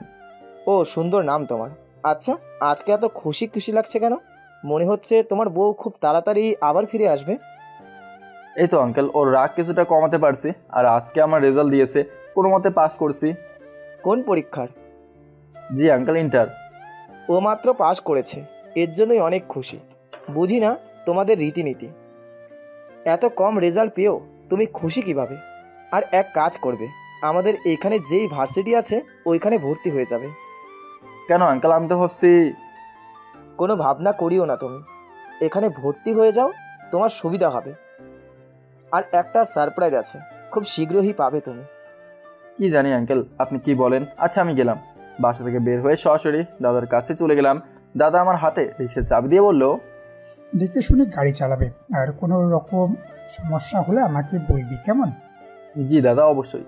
আজকে রিক্সা নিয়ে বের হয়ে গেলাম। তবে একটা বিষয় চিন্তা করলে আমি সত্যি অবাক হয়ে যাই। আগে ছিলাম কই, আর এখন এসেছি কোথায়? আমার বাবা আমাকে মাসে মাসে কত টাকা দিত হিসাবের বাইরে, আর আজকে আমি রিক্সা চালক হলাম। খুব হাসি পাচ্ছে আমার, তবে মনে মনে একটু খুশিও হয়েছি। আজকে আমি নিজে টাকা ইনকাম করব। রিক্সা তো নিয়েছি কিছুদিনের জন্য, পরে ভালো কোনো একটা চাকরি দেখে রিক্সা চালানো ছেড়ে দেবো। এই রিক্সা যাবে? আমার থেকে একটু দূরে একটা মেয়ে দাঁড়িয়ে আছে। আমি রিক্সা মেয়েটার সামনে নিয়ে গিয়ে বললাম, জি আপু, কোথায় যেতে হবে? কোথায় যাব সেটা জানি না, তবে রিক্সায় উঠে বলবো কোথায় যাব। মেয়েটা রিক্সায় উঠতেই আমি চালাতে শুরু করলাম। কিছুক্ষণ যাওয়ার পর মেয়েটা বলল, তুমি কি রিক্সা চালাও? জি ম্যাডাম, আমি রিক্সা চালাই। মেয়েটা আস্তে করে বলল, আজকাল রিক্সা চালক এতটা পরিমাণে সুন্দর হতে পারে, এই ছেলেকে না দেখলে তো বিশ্বাসই করতাম না। মেয়েটার কথা শুনে মুচকে একটা হাসি দিলাম। কিছু দূর যাওয়ার পর বললাম, ম্যাম বলে ফেলুন কোথায় যাবেন। আমি আবার এই শহরে নতুন এসেছি, পরে কোথায় রেখে আপনাকে কোথায় নিয়ে যাই এর কোনো হিসাব নেই। মেয়েটা উদাস হয়ে বলল, তোমার যেখানে খুশি সেখানে নিয়ে যাও। আর এই শহরে তুমি নতুন নাকি? জি ম্যাডাম, আজকে এখানে আসছি। ও ভালো। মেয়েটা আর কিছু বলে নাই, চুপচাপ বসে আছে। তবে আমার মাথা আস্তে আস্তে খারাপ হয়ে যাচ্ছে। আগে সব কিছু যেন আবার মনে পড়ছে। কোথাও যেন এই মেয়েকে দেখে আমার ভেতরে এক প্রকার নেশা হয়ে গেল। ফোনটা হাতে নিয়ে নিজের মাথায় একটা জোরে আঘাত করলাম। মেয়েটা পেছন থেকে বলল, আপনার কি মাথা খারাপ হয়ে গেছে? নিজের মাথায় কি নিজেই আঘাত করে নাকি? এসব আপনি বুঝবেন না ম্যাম। কি হয়েছে তোমার, বললেই তো আমি বুঝি। আসলে আজকে আমার মাথাটা খুব ব্যথা করছে। ও তাই বলেন? আপনি পিছনে এসে বসেন, আমি রিক্সা চালাই। আরে আরে কি বলছেন আপনি? আপনি চালাবেন মানে? এখন রাতেই তো হয়ে গেছে, কেউ চিনবে না। তাছাড়া আমার অনেক দিনের শখ আছে রিক্সা চালাবো প্রিয়জনকে নিয়ে। প্রিয়জন তো নাই, তাই আর কি করব, আপনাকে নিয়েই চালাই। আমি হাসি দিয়ে বললাম, আপনি পারবেন চালাতে? এই চেষ্টা করলেই পারবো। মাঝে মাঝে আপনি একটু সাহায্য করবেন। সত্যি আপনি রিক্সা চালাতে চান? আরে হ্যাঁ বাবা। আমি পিছনে বসে মেয়েটাকে সব দেখিয়ে দিলাম। মেয়েটা আস্তে আস্তে রিক্সা চালাতে লাগলো। মনে মনে বলছি, বড় লোকের মেয়ে, ভালো টাকাই পাবো বলে মনে হচ্ছে। কিছুক্ষণ যাওয়ার পর বলল, আর না, অনেক হয়েছে, এখন আপনি আসেন আর আমাকে আবার সেই আগের জায়গায় রেখে আসেন। আমি তাই করলাম। যেতে যেতে মেয়েটা বসা থেকে বলল, আপনার মতো ছেলে রিক্সা চালায় এটা মানতেই পারি নাই। কেন ম্যাডাম, আমি কি কোনো অন্যায় করছি নাকি? আরে তা নয়, আপনি দেখছেন কত হ্যান্ডসাম, আর আপনি। থাক থাক ম্যাডাম, আর মিথ্যা কথা বলতে হবে না। এই নেন, আপনার জায়গায় চলে আসছি। মেয়েটা ওর পাশ থেকে 1000 টাকার একটা নোট বের করে বলল, এটা আমি খুশি হয়ে দিলাম, আমার অনেক দিনের ইচ্ছে আপনি পূরণ করলেন। আরে না ম্যাডাম, আমার ভাড়া আমাকে দিন। তাছাড়া এত টাকা আমি নিবই বা কেন? আরে আপনি এত প্রশ্ন করেন কেন? আপনার রিক্সা আমি চালিয়েছি, এজন্য দিলাম। যাই, অনেক দেরি হয়ে যাচ্ছে, পরে বাবা আমাকে বকা দিবে। এই বলে মেয়েটা চলে গেল। যাক, জীবনের প্রথম ইনকাম 1000 টাকা। দাদার হাতে গিয়ে কিছু টাকা ধরে দিতেই উনি খুশি হলেন। রিক্সা রেখে বাসায় গিয়ে ফ্রেশ হয়ে ছাদে গেলাম। এখন রাত প্রায় 10টা বাজে। ছাদে গিয়ে দেখি বাড়িওয়ালার ছেলে দাঁড়িয়ে আছে এক কোনায়। আমাকে দেখে বলল, আরে আপনি আসেন। তোমার নামটা তো বললে না ভাইয়া? ভাইয়া বলবেন না, আমরা এক সমবয়সী, তাই নাম ধরে বলবেন। আমার নাম রাসেল, আপনার নাম লাদেন, তাই না? তো তুমি কি করো? এই তো ভাইয়া, আমি সেনাবাহিনীতে আছি। আম্মুর শরীর একটু খারাপ ছিল, এজন্য কয়েকদিন ছুটি নিয়ে আসলাম। ও, তুমি সেনাবাহিনীর চাকরি করো? দেখে বিশ্বাস হচ্ছে না। রাসেল হেসে বলল, তাই নাকি ভাইয়া? আচ্ছা, ভাবিকে তো দেখতে পাচ্ছি না। এই তো কয়েকদিন পর গিয়ে নিয়ে আসবো। আচ্ছা রাসেল, তোমার না একজন বোন ছিল, তোমার বাবা বলেছে, তাকে তো দেখতে পাচ্ছি না। ও, আপুর কথা বলছেন? আপু তো বিদেশে আছে, তবে কয়েকদিন পর দেখতে পারবেন। রাসেলের সাথে কিছুক্ষণ আড্ডা দিয়ে রুমে চলে গেলাম। এভাবে দেখতে দেখতে অনেক দিনের মতোই চলে গেল। এখন নিজেকে অনেক পরিবর্তন করে ফেলছি। আঙ্কেল আমাকে খুব শীঘ্রই আমার বউকে নিয়ে আসতে বলছে, নইলে আমাকে বাসা থেকে বের করে দেওয়া হবে। আঙ্কেল হয়তো কোনোভাবে সন্দেহ করে ফেলছে যে আমার বউ নাই, আমি মিথ্যে বলছি। বোঝার কথাই তো, বলছি খুব শীঘ্রই দীপিকাকে নিয়ে আসবো। কিন্তু এই দীপিকা যে কে আমি তো এটাই আজ পর্যন্ত জানি না। একটা মেয়েকে কিছু টাকা দিয়ে এখানে এনে বউ বানিয়ে রাখবো, আবার বিদায় করতে হবে, নাহলে এই বাসা ছেড়ে চলে যেতে হবে। আগামীকাল এখানে ভার্সিটিতে গিয়ে ভর্তি হবো। দেখি কোনো ভালো ফ্রেন্ড যদি পাই। একা চলা যায় কতটা কষ্টের বিষয় বলার বাইরে। একাকিত্ব জিনিসটাই আর ভালো লাগে না, এখন কেমন জানি বন্দি হয়ে গেছে। সকালে উঠে রিক্সা নিয়ে বের হই, আবার বিকেলে বাসায়, আর ভালো লাগে না। শুনছি কিছুদিনের ভিতরে নাকি বাড়িওয়ালার মেয়ে আসবে। তবে অবাক করার বিষয় হলো ওনার মেয়ের নাম দীপিকা, আবার আমার মিথ্যা বউয়ের নামও দীপিকা। তবে রাসেলের কথা মতো হিসাব করে দেখলাম এই বাড়িওয়ালার মেয়ে আমার থেকে গুণে গুণে 3 বছরের বড়। তাই মাথা থেকে বাজে সব চিন্তা ঝেড়ে ফেলে দিলাম। সকালে উঠে তৈরি হলাম, ভার্সিটিতে যাব। নিজের রিক্সা নিয়ে যাব না, নইলে তো মান ইজ্জত সব শেষ হয়েই যাবে। একটা অটোতে উঠলাম, কিছুক্ষণ যেতেই একটা মেয়ে অটোতে উঠলো। তার মেয়েটাকে দেখে কেমন যেন চেনা চেনা লাগছে, মনে হচ্ছে আগে কোথাও আমি এই মেয়েকে দেখেছি। তোর আমি আবার এই মেয়েকে কই থেকে চিনবো? এই শহরে আসলাম মাত্র কিছুদিন হলো, এখনো তো ভালো করে কারোর সাথে পরিচয়ই হয় নাই। মেয়েটা একটু পর পর আমার দিকে তাকিয়ে আড়াল চোখে দেখছে, কি জানি কে হবে। তবে আমার কাজ আমি করে চলে যাই। ভার্সিটির সামনে নেমে অটোর ভাড়া মিটিয়ে কলেজের ভেতরে চলে গেলাম। কাগজপত্র সব ওকে করে ভর্তি হয়ে গেলাম। কলেজটা মোটামুটি ভালোই আছে, কয়েকদিন ক্লাস করলে বোঝা যাবে এটা কেমন কলেজ। গেট থেকে বের হব, এমন সময় পেছন থেকে কে জানি বললো, এই যে মিস্টার, একটু দাঁড়ানো যাবে? পিছনে তাকে দেখি সে আগের মেয়েটাই। বুঝলাম না এই মেয়ে আবার আমার পিছনে এলো কেন। আমি হাতে ইশারা করে বললাম, আমাকে বলছেন কি? মেয়েটা মাথা ঝাঁকিয়ে বলল, আপনাকেই বলছি। আমি দাঁড়ানোর কিছুক্ষণ পর মেয়েটা আমার কাছে এসে বলল, একজন রিক্সা চালক যে পড়াশোনা করে, আমার তো আপনাকে দেখে বিশ্বাসই হচ্ছে না। ওয়েট, এই মেয়ে কিভাবে জানে যে আমি রিক্সা চালাই? আমি তো একে চিনি না পর্যন্ত। কি চিন্তা করেন মিস্টার? গেট থেকে বের হতে হতে বললাম, সরি আপু, আপনার হয়তো কোথাও ভুল হতে পারে, এজন্য আমাকে বলছেন। মেয়েটা আবার আমার কাছে এসে বলল, আমাকে চিনতে পারেন নাই? সেই দিন যে আপনার রিক্সা চালালাম, কেন আপনি কি ভুলে গেলেন? ওরে শালা, আপনি সেই? আমি তো আপনাকে দেখে চিনতে পারি নাই। আমার মুখে মাস্ক লাগানো চিনবেন কিভাবে? বাই দ্য ওয়ে, এখানে কি ভর্তি হতে এলেন নাকি? ভর্তি হয়েছি ডিগ্রিতে। আরে আমিও তো ভর্তি হলাম। আমি আর আপনি তো সেম ক্লাসে পড়ে, তো কি ফ্রেন্ড হয়ে যাবে? আপনার মাথা খারাপ হয়ে গেছে? আমার সাথে বন্ধু করতে চান? জানেন না আমি একজন রিক্সা চালক? আপনার সাথে কিছুক্ষণ কথা বলা যাবে? দেখেন আপু, আপনার এখন আবার রিক্সা নিয়ে বের হতে হবে, কথা বলে সময় নষ্ট করা যাবে না আমার। যতটুকু সময় যাই আমি টাকা দিয়ে দিব। এখন চলো তো, এখানে দাঁড়িয়ে থাকতে আর ভালো লাগছে না।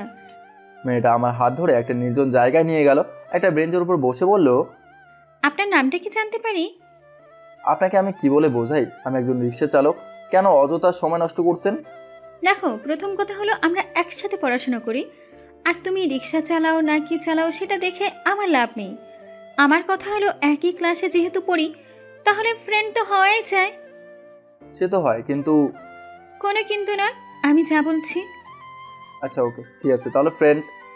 শোনো, আমার নাম বন্যা, তোমার নাম নিশ্চয়ই লাদেন।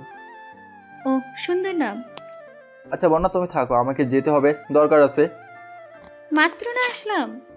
বড়লোক বাবার মেয়ে তুমি, তোমার সময়ের দাম না থাকতে পারে, কিন্তু আমার সময়ের দাম আছে। আসি ভাই, ভালো থেকো, আরেকদিন দেখা হবে।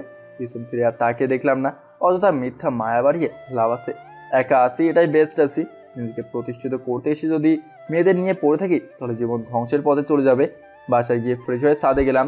আজকে আর রিক্সা নিয়ে বের হবো না, শরীরটা বেশি একটা ভালো লাগছে না। ছাদের এক কোনায় বসে হাওয়া খাচ্ছি। ভাবি বলল, কি খবর নতুন ভাড়াটিয়া? পিছনে তাকে দেখি অল্প বয়সী একটা মেয়ে দাঁড়িয়ে আছে, মাথায় সিঁদুর দেওয়া, হয়তো বিবাহিত। আমি হাসি দিয়ে বললাম, জি ভালো আছি ভাবি, আপনি? ভাবি বলল, এই তো ভালো, আপনি এখানে নতুন আসছেন নাকি? আমি বললাম, কিন্তু আপনাকে তো চিনলাম না। ভাবি বলল, আমি তোমার উপরের তলায় ভাড়া থাকি। আমি বললাম, ও আচ্ছা তাই বলেন। আমি কোনো মতে মেয়েটাকে সাইড কাটিয়ে চলে আসলাম। আমি আগেই বলছি আমি কোনো মেয়ের সাথে কথা বলে সময় নষ্ট করতে চাই না। রুমে বসে বসে গেম খেলছি, এমন সময় কি জানি দরজার টোকা দিল। আমি বসা থেকে উঠে দরজা খুলে দেখি বাড়িওয়ালা আঙ্কেল দাঁড়িয়ে আছে। আমি ওনাকে সালাম দিয়ে বললাম, ভালো আছেন আঙ্কেল? এই তো বাবা, কোনো রকমে ভালো আছি। তো আজকে দেখলাম কাগজপত্র নিয়ে কোথায় যাইতে, কোথাও চাকরি বাকরি? আরে না আঙ্কেল, কোথাও চাকরি হয় নাই, কলেজ গিয়ে ভর্তি হয়ে আসলাম। ও আমাদের কলেজের নাকি? জি আঙ্কেল। তোমাকে একটা কথা বলতে এসেছি, ভাবলাম তোমাকে বলা দরকার কথাগুলো। জি বলেন। আমার মেয়ের কথা তো তোমাকে বলেছিলাম, মনে আছে তোমার? জি আঙ্কেল, মনে আছে। এখানকার ভার্সিটিতেও ইংরেজি বিভাগের শিক্ষক হিসেবে চান্স পেয়েছে। আমার মেয়ের ইচ্ছে ছিল কোনো ভার্সিটির শিক্ষক হবে, আর আজকে ওর মনের ইচ্ছে পূরণ হয়েছে। আমি যেই কারণেই এখানে আসলাম সেটা শোনো। জি আঙ্কেল, বলেন। তুমি তো মাইক্রোরের ডাক্তার ছিলে আগে, না? জি আঙ্কেল।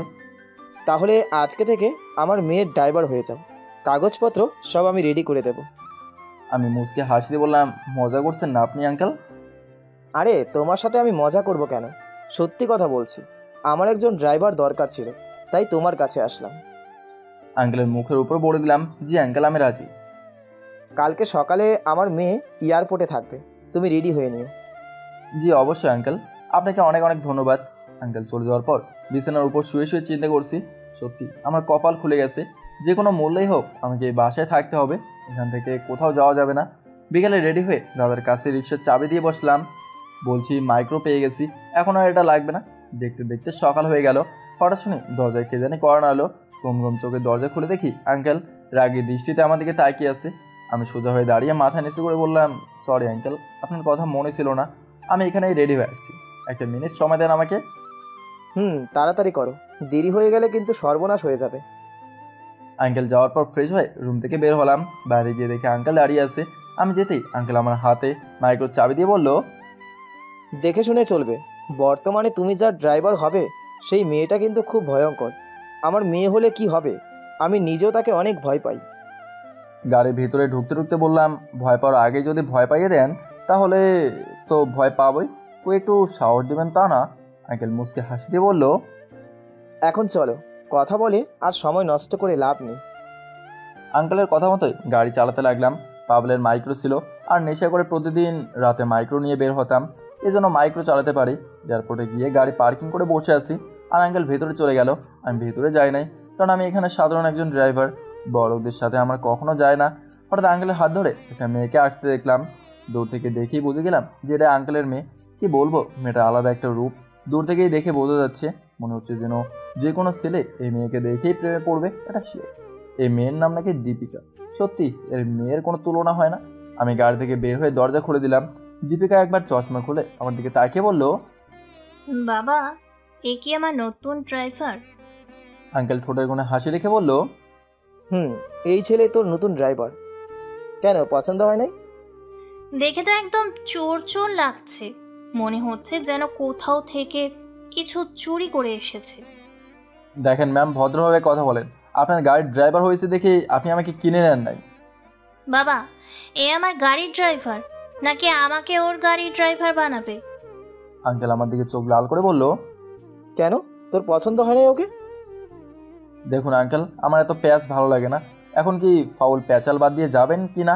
দীপিকার আগে আর কিছু বললো না, চুপচাপ গাড়ির ভেতরে চলে গেল। মনে মনে বললাম, এত সুন্দর একটা মেয়ে, আর আচার আচরণ একদম বাজে, কথাবার্তার ধরন বেশি একটা ভালো না। আবার এই মেয়ে হয়েছে নাকি আমাদের ভার্সিটির ইংরেজি শিক্ষক। কিভাবে কি ভাই? এই ছেলে, তোমার নাম কি? আমি গাড়ি চালাতে চালাতে বললাম, জি ম্যাম, আমার নাম আপনার বাবাকে বললেই বলে দেবে। দীপিকার আগে ঠোঁট কামড়িয়ে বলল, আচ্ছা বেয়াদব ছেলে তো তুমি। আঙ্কেল হাসি দিয়ে বলল, যেমন তুই তেমনই তোর গাড়ির ড্রাইভার। আরেকটা কথা, এই ছেলে কিন্তু আমাদের বাসায় ভাড়া থাকে, ওর আবার বউ আছে, বলছে কয়েকদিন পর নিয়ে আসবে। কি বলো বাবা, এই ছেলের বউ আছে? আমার তো বিশ্বাসই হচ্ছে না। আমার বউ আছে কিনা আমি নিজেই জানি না, আবার বলছে আমার নাকি বউ আছে। আরে কপাল। এই ছেলে আস্তে করে কি বললো? জি ম্যাম, কিছু না। আমি এখন চুপচাপ গাড়ি চালাতে লাগলাম। হঠাৎ একটা পিচ্চি মেয়ে, স্কুল ড্রেস পরানো, হাত বাড়িয়ে আমাদের ডাকছে, কিন্তু এখন সকালে এই মেয়ে আবার কোথায় যাবে? আঙ্কেল পেছন থেকে বলল, লাদেন মেয়েটার সামনে গিয়ে গাড়ি রাখ, হয়তো সকালবেলা কোনো গাড়ি পাচ্ছে না। ঠিক আছে আঙ্কেল। মেয়ের সামনে গাড়ি রাখতেই দীপিকা বলল, এই পিচ্ছি, তুমি কোথায় যাবে? এই তো আপু, কোচিং এ যাব, কিন্তু সকাল সকাল কোনো গাড়ি পাচ্ছি না। দীপিকা আমাকে বলল, লাদেন উঠে দরজা খুলে দাও। পিচ্ছি, তুমি ড্রাইভারের সাথে বসো, আমরা এই রাস্তা দিয়ে যাব, তোমাকেও ছেড়ে দিয়ে আসবো নে। আমি নেমে গাড়ির দরজা খুলে দিতেই মেয়েটা গাড়ির ভেতরে উঠে দীপিকাকে ধন্যবাদ দিয়ে বলল, আপু, আপনি আজকে কোথা থেকে এসেছেন নাকি? দীপিকা হাসি দিয়ে বলল, অন্য দেশ থেকে এসেছি, তুমি বুঝবে না এসব। তো পিচ্ছি, তুমি কোন ক্লাসে পড়ো? এই তো এবার 5ম শ্রেণীতে উঠলাম। পিচ্ছি মেয়েটা আর দীপিকা মিলে কথা বলছে আর আমি গাড়ি চালাচ্ছি। হঠাৎ করে পিচ্ছি মেয়েটা ব্যাগের চেন খুললো। আমি আড়াল চোখে তাকে দেখছি পিচ্ছি কি আবার টাকা বের করছে কিনা, কিন্তু পিচ্ছি মেয়েটা মুহূর্তের মাঝে হাতে 2টা পিস্তল নিয়ে একটা আমার কপালে আর একটা দীপিকার কপালে ধরে বলল, আমি এখন তোদের যেখানে যেতে বলবো সেখানে নিয়ে যাবি। যদি একটুও হেরফের হয় তাহলে সাথে সাথে গুলি করে দেব, মনে রাখিস। আঙ্কেল ভয়ে কাঁপতে কাঁপতে বলল, দেখ মা, এমন করে না। আর তোমাকে কে? পিস্তলের স্টিকার হাতে ধরে আমার কপালে টেনে বলল, কই শালা, বেশি চালাকি করবি না। মেজাজ আমার গরম হয়ে গেল। ভাবলাম কিছু একটা করব, কিন্তু তখনই মিমাপুর কথা মনে হয়ে গেল, তাই মেয়েটার কথা মতো গাড়ি চালাতে লাগলাম। দীপিকা তো ভয়ে এক কোনায় জমে আছে, কোনো কথা বলছে না। বেচারি মাত্র কিছু সময় হলো দেশে আসছে, কিন্তু এমন একটা ফাঁদে যে ফেসে যাবে ও জানতো না। আমাদের একটা বাংলাদেশ কাছে নিয়ে গেল, বলল এখানে গাড়ি থামাতে। আমি গাড়ি থামাতেই 5-6টা মেয়ে এসে আমাদের দিকে পিস্তল তাক করে বলল গাড়ি থেকে নামতে। আমরা চুপচাপ গাড়ি থেকে নেমে গেলাম। হঠাৎ দীপিকা একটা মেয়ের দিকে তাকিয়ে বলল, নীলা তুই? নীলা নামটা বলতেই একটা মেয়ে দীপিকার দিকে এগিয়ে গিয়ে বলল, তুই ঠিকই চিনলি। প্লেনের ভেতর খুব সুন্দর মতো প্ল্যান করছিলাম তোর সব কিছু নিয়ে যাব, কিন্তু তুই অনেক চালাক, এই জন্য তোরে এখানে নিয়ে আসলাম। ভাবলি কি করে আমাকে ধোকা দিয়ে তুই চলে যাবি? দীপিকা হাত জোর করে বলল, দেখো, কয়েকদিন পর আমার বিয়ে। বিদেশ থেকে আমি সবকিছু মার্কেট করে নিয়ে আসছি, তুমি প্লিজ এমন করো না। নীলা নামের মেয়েটা বলল, এই গাড়ি থেকে সবকিছু নিয়ে নে, আর ওদের যেই খালি একটা রুম আছে না, ওখানে নিয়ে যা, যদি আরো কিছু পাওয়া যায়। দীপিকা চিৎকার করে বলছে, প্লিজ আমাদের তুমি এমন করো না, অন্তত আমার বাবাকে ছেড়ে দাও, উনি মুরব্বী একজন মানুষ। কিন্তু ওরা দীপিকার কোনো কথাই শোনে নাই। আমাদের ধরে একটা রুমের ভেতর নিয়ে বেঁধে রাখা হলো, আর মেয়েগুলো চলে যাওয়ার আগে খুব সুন্দর করে দরজা লাগিয়ে দিল। এবার আঙ্কেল খুব কড়া কণ্ঠে বলে উঠল, এসব কি হচ্ছে দীপিকা? আমি তো কিছুই বুঝতে পারছি না। দীপিকা কান্না করতে করতে বলল, বাবা, আমার তো 1 মাস পর বিয়ে, এই জন্য ভাবলাম বিয়ের জন্য সবকিছু মার্কেট করে রাখি, দেশে এসে তোমাকে সারপ্রাইজ দিব। সবকিছু ঠিকই ছিল, কিন্তু এই নীলা মেয়েটা প্লেনে এসে আমার পাশে বসলো। বাংলাদেশের মানুষ বলে আমি খুব সহজেই বন্ধুত্ব করে নিলাম। আমি কি কি নিয়ে যাচ্ছি এইবার দেশে সব জানতে চাইলো, আর আমিও সব কিছু বলে দিয়েছি। কিন্তু কে জানতো বাবা ওরা যে ডাকাত হবে, আমি জানতাম না বাবা, আমাকে মাফ করে দাও। এই সব কিছু শুধু আজকে আমার জন্য হয়েছে। এবার আমি সুরিলা কণ্ঠে বললাম, আঙ্কেল আমার জীবনের কি কোনো দাম নেই? আমাকে কি আপনি কিনে নিয়েছেন? আপনার মেয়ের বিয়ে ঠিক অন্য দেশ থেকে বিয়ের সব কিছু মার্কেট করে আনছে। এই কথা শুনলে কার লোভ লাগবে না? বড়লোকের মেয়ে বলে কথা। মরবেন যখন আপনি একা মরতেন, আমাদের ফাঁসানোর দরকার কি ছিল? তোরে তো আমি দেখে নিব, আগে আমি শুধু এখান থেকে যাই। আঙ্কেল আপনার মেয়েকে বলেন ভদ্রভাবে কথা বলতে, নইলে। এই বেটা, কখন থেকে দেখছি তোর ফটর, তোরে যদি আমি না মারি আমার নাম। আঙ্কেল আমাদের থামিয়ে জোরে চিৎকার দিয়ে বলল, চুপ করবি তোরা? এমনিই এক বিপদে আছি, আবার তোদের কাউ কাউ শুনে আমার মাথাটাই নষ্ট হয়ে যাচ্ছে। মন খারাপ করে বললাম, এখানে আসছিলাম নিজেকে একটু ভালো করতে, অনেক অপরাধ করছি জীবনে, আর আজকে আবার সেই আগের অবস্থায় ফেসে গেলাম। আরে জীবন। আঙ্কেল আস্তে করে বলল, ভালো হতে মানে? কিছুই তো বুঝলাম না। তার আগে বলেন আপনার মেয়ের বিয়ে কবে? কেন আমার বিয়ে কবে সেটা শুনে তুই কি করবি? আর আমি কাকে কি বলছি? জুনিয়র একটা ছেলের সাথে এসব কথা বলছি। বিশ্বাস করেন ম্যাডাম, আমার হাত পা যদি বাঁধা না থাকতো তাহলে আজকে আমি আপনার চুল ধরে। বাবা, ওকে তুমি কিছু বলবে না নাকি? লাদেন, এখানে কিন্তু আমি আছি, কোনো ধরনের বেয়াদবি করবে না। Sorry uncle. থাক, সরি বলতে হবে না। আসলে আমাদের জন্য আজকে তোমাকে এখানে নিয়ে আসছে আমার মেয়ের পক্ষ থেকে, আমি সরি বলছি। আর দীপিকার বিয়ের আগে থেকেই ঠিক ছিল, আমি ভাবছিলাম ও দেশে আসলে আয়োজন করে সবাইকে বলবো বিয়ের কথা, কিন্তু। আঙ্কেল কান্না করে দিয়ে বলল, বিশ্বাস করো বাবা, আমার একটাই মেয়ে, ওর কিছু হয়ে গেলে। দীপিকা ওর বাবার দিকে তাকিয়ে কান্না করে বলল, সরি বাবা, আমার জন্য আজকে তোমার এই অবস্থা হয়েছে। আমাকে মাফ করে দাও। আমি জানতাম না যে এইসব হয়ে যাবে। ম্যাম আমিও সরি, না জেনে বুঝে আপনাকে অনেক কথা বলে ফেলছি। আসলে এখানে আপনার কোনো দোষ নেই। এখন ওরা আমাদের সব কিছু নিয়ে ভালো ভালো ছেড়ে দিলেই হলো। দীপিকা আমার দিকে তাকিয়ে বলল, আমি দেখি ওদের সাথে কথা বলি, যদি ছেড়ে দেয়। আর আমাদের ভুল ছিল পিচ্চি মেয়েটাকে গাড়িতে তোলা, কিন্তু কে জানতো এই পিচ্চি মেয়েটা ওদের সাথে কাজ করে। হঠাৎ দরজা খোলার আওয়াজ শুনলাম। দরজা দিয়ে ভেতরে প্রবেশ করলো নীলা নামের মেয়েটা, আর ওর পিছনে পিচ্চি যে মেয়েটা আমাদের কিডন্যাপ করে এখানে নিয়ে আসছে ও আসছে। নীলা ভিতরে আসতেই দীপিকা মুখটা কালো করে দিয়ে বলল, আমাদের সব কিছু তো নিয়েই নিলেন, আমরা কিছুই বলি নাই, এখন তো অন্তত আমাদের ছেড়ে দেন। নীলা নামের মেয়েটা হাসতে হাসতে বলল, সে তো ছেড়েই দিব, কিন্তু একটা সমস্যা আছে। আমরা যাদের কিডন্যাপ করে আনি তাদের ভিতর থেকে একজনকে মেরে ফেলি। মানে আজকে তোমাদের 3 জনের ভিতরে একজনকে অবশ্যই মরতে হবে। এবার আঙ্কেল কিছুটা রাগী কণ্ঠে বলল, আমাদের সব কিছু নিয়ে বলছে, আজকে আমাদের 3 জনের ভেতর থেকে একজনকে মরতে হবে। আর এ কি চাও তুমি বলো তো? তোমাদের মতো কিছু মেয়ের জন্য আজকের সমাজটা ধ্বংস হয়ে যাচ্ছে, তোমাদের মতো। নীলা পিচ্চি মেয়েটাকে কি জানি ইশারা করলো। পিচ্চি মেয়েটা আঙ্কেলের মুখের টেপ লাগিয়ে দিল যাতে কথা বলতে না পারে। এবার নীলা আমার সামনে বসে বলল, তোর নাম কি? আমি কিছু বলার আগে দীপিকা বলে দিল, দেখো ওকে কিছু করো না, এই বেচারা এখানে এসে ফেসে গেছে, ও আমাদের গাড়ির ড্রাইভার। নীলা হাসি দিয়ে বলল, গাড়ির ড্রাইভার না? তাহলে তো ওকে একটু মানাতে হবে। ওই পিচি লাঠিটা নিয়ে আয় তো। ম্যাডাম এখানে তো আমি কিছু করি নাই, আমাকে আপনি মারবেন কেন? ওদের সাথে তুই আসছিস দেখে এই জন্যই তোরে মারবো। আজকে দেখ তোর কি অবস্থা করি। দেখো নীলা, ওর সাথে এখন কিছু করো না, যাতে ও মারা যায়। এখানে সব দোষ আমার, যা করার আমাকেই করো। দীপিকার কথা নীলা তেমন কানে না নিয়ে পিচ্চির কাছ থেকে লাঠিটা নিয়ে আমাকে মারতে মারতে দীপিকাকে বলল, তুই একটা মেয়ে মানুষ, তার গায়ে হাত তোলা যাবে না।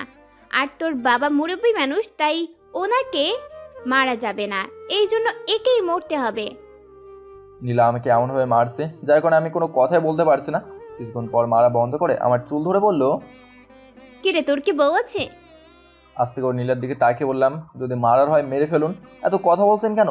দীপিকা এবার কান্না করে দিয়ে বলল, প্লিজ তুমি ওকে মেরো না, এখানে সব দোষ আমার জন্য ওকে এখানে আসতে হয়েছে।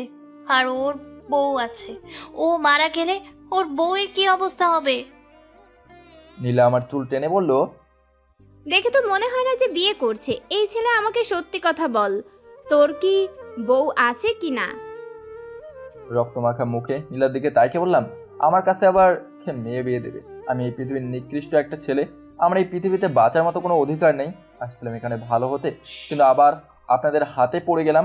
মেরে ফেলুন আমাকে একেবারেই, প্লিজ আমাকে মেরে ফেলুন, আমি আর বাঁচতে চাই না। দীপিকা আমাকে আবার প্রশ্ন করলো, তার মানে তুমি কি বিয়ে করো নাই? এদিকে আঙ্কেল করছে, কিন্তু মুখে টিপ থাকার কারণে কোনো কথা বলতে পারছে না। নীলার সামনে বললাম, এই ঢাকা শহরে সিঙ্গেলদের জন্য বাসা ভাড়া পাওয়া যায় না। মরার আগে তোমার বাবার কাছে আমি মাপ চাইছি, এই মিথ্যে কথাটা আমার বলতে হয়েছে। এছাড়া আমার কিছু করার ছিল না, নইলে আমি কোনো বাসাই পেতাম না। এর মাঝে পিচ্চি মেয়েটা বলল, আমার কিছু কথা বলার ছিল। নীলা পিচ্চি মেয়েটার দিকে তাকিয়ে বলল, বল কি বলতে চাস? দীপিকাকে দেখিয়ে বলল, এই মেয়ের নাকি কয়েকদিন পর বিয়ে। আমাকে দেখিয়ে বলল, এই ছেলে বিয়ের বিষয়ে মিথ্যা কথা বলছে। আমরা যদি ওদের মিথ্যাগুলো সত্যি করে দিই, বহুদিনের ইচ্ছা ছিল আমি নিজের চোখে কোনো বিয়ে দেখব। নীলা আপু প্লিজ ব্যবস্থা করে দাও। আমি কি বলতে চাইছি তুমি তো খুবই ভালো করে বুঝতে পারছো। নীলা হাসি দিয়ে বলল, তুই বিয়ে দেখতে চাস, আমাকে আগে বলবি না? যা বাজার থেকে কাজীকে তুলে নিয়ে আয়, বাকিটা আমি ব্যবস্থা করছি। এটা বলতেই পিচ্চি মেয়েটা চলে গেল। নীলা আমার দিকে তাকিয়ে বলল, তোরে দেখে আমার খুব মায়া হলো, যা তোরে ছেড়ে দিলাম। এখন এই মুহূর্তে এই মেয়েকে। দীপিকাকে দেখিয়ে বলল, ওকে তোর বিয়ে করতে হবে।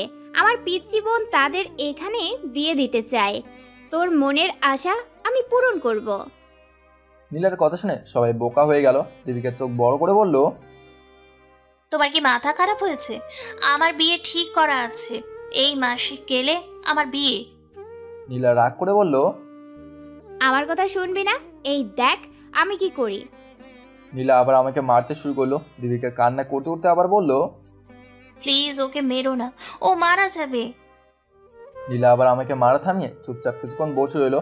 মুহূর্তের ভেতরে পিচ্চি মেয়েটা কাজীকে নিয়ে এসে বলল, আপু কাজে নিয়ে আসলাম, এখন তুমি সব ব্যবস্থা করো।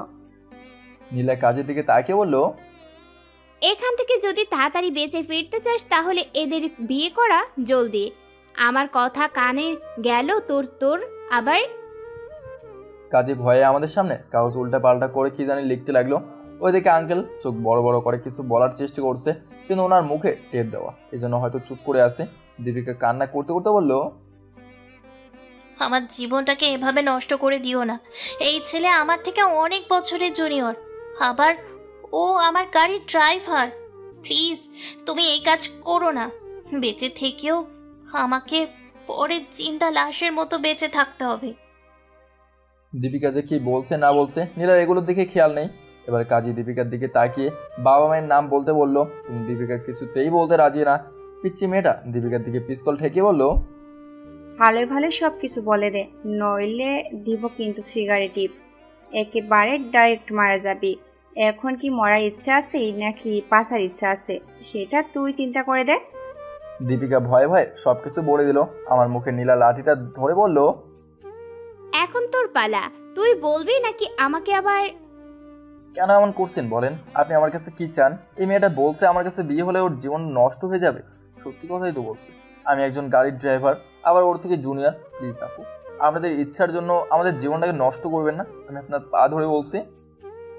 চুপ কর তুই, আমাকে জ্ঞান দিস না। ভাবছিলাম তোরে মেরে ফেলবো, তবে এখন মারবো না। বিনিময়ে এই মেয়েকে তোর বিয়ে করতে হবে, তাহলে তুই বেঁচে যাবি।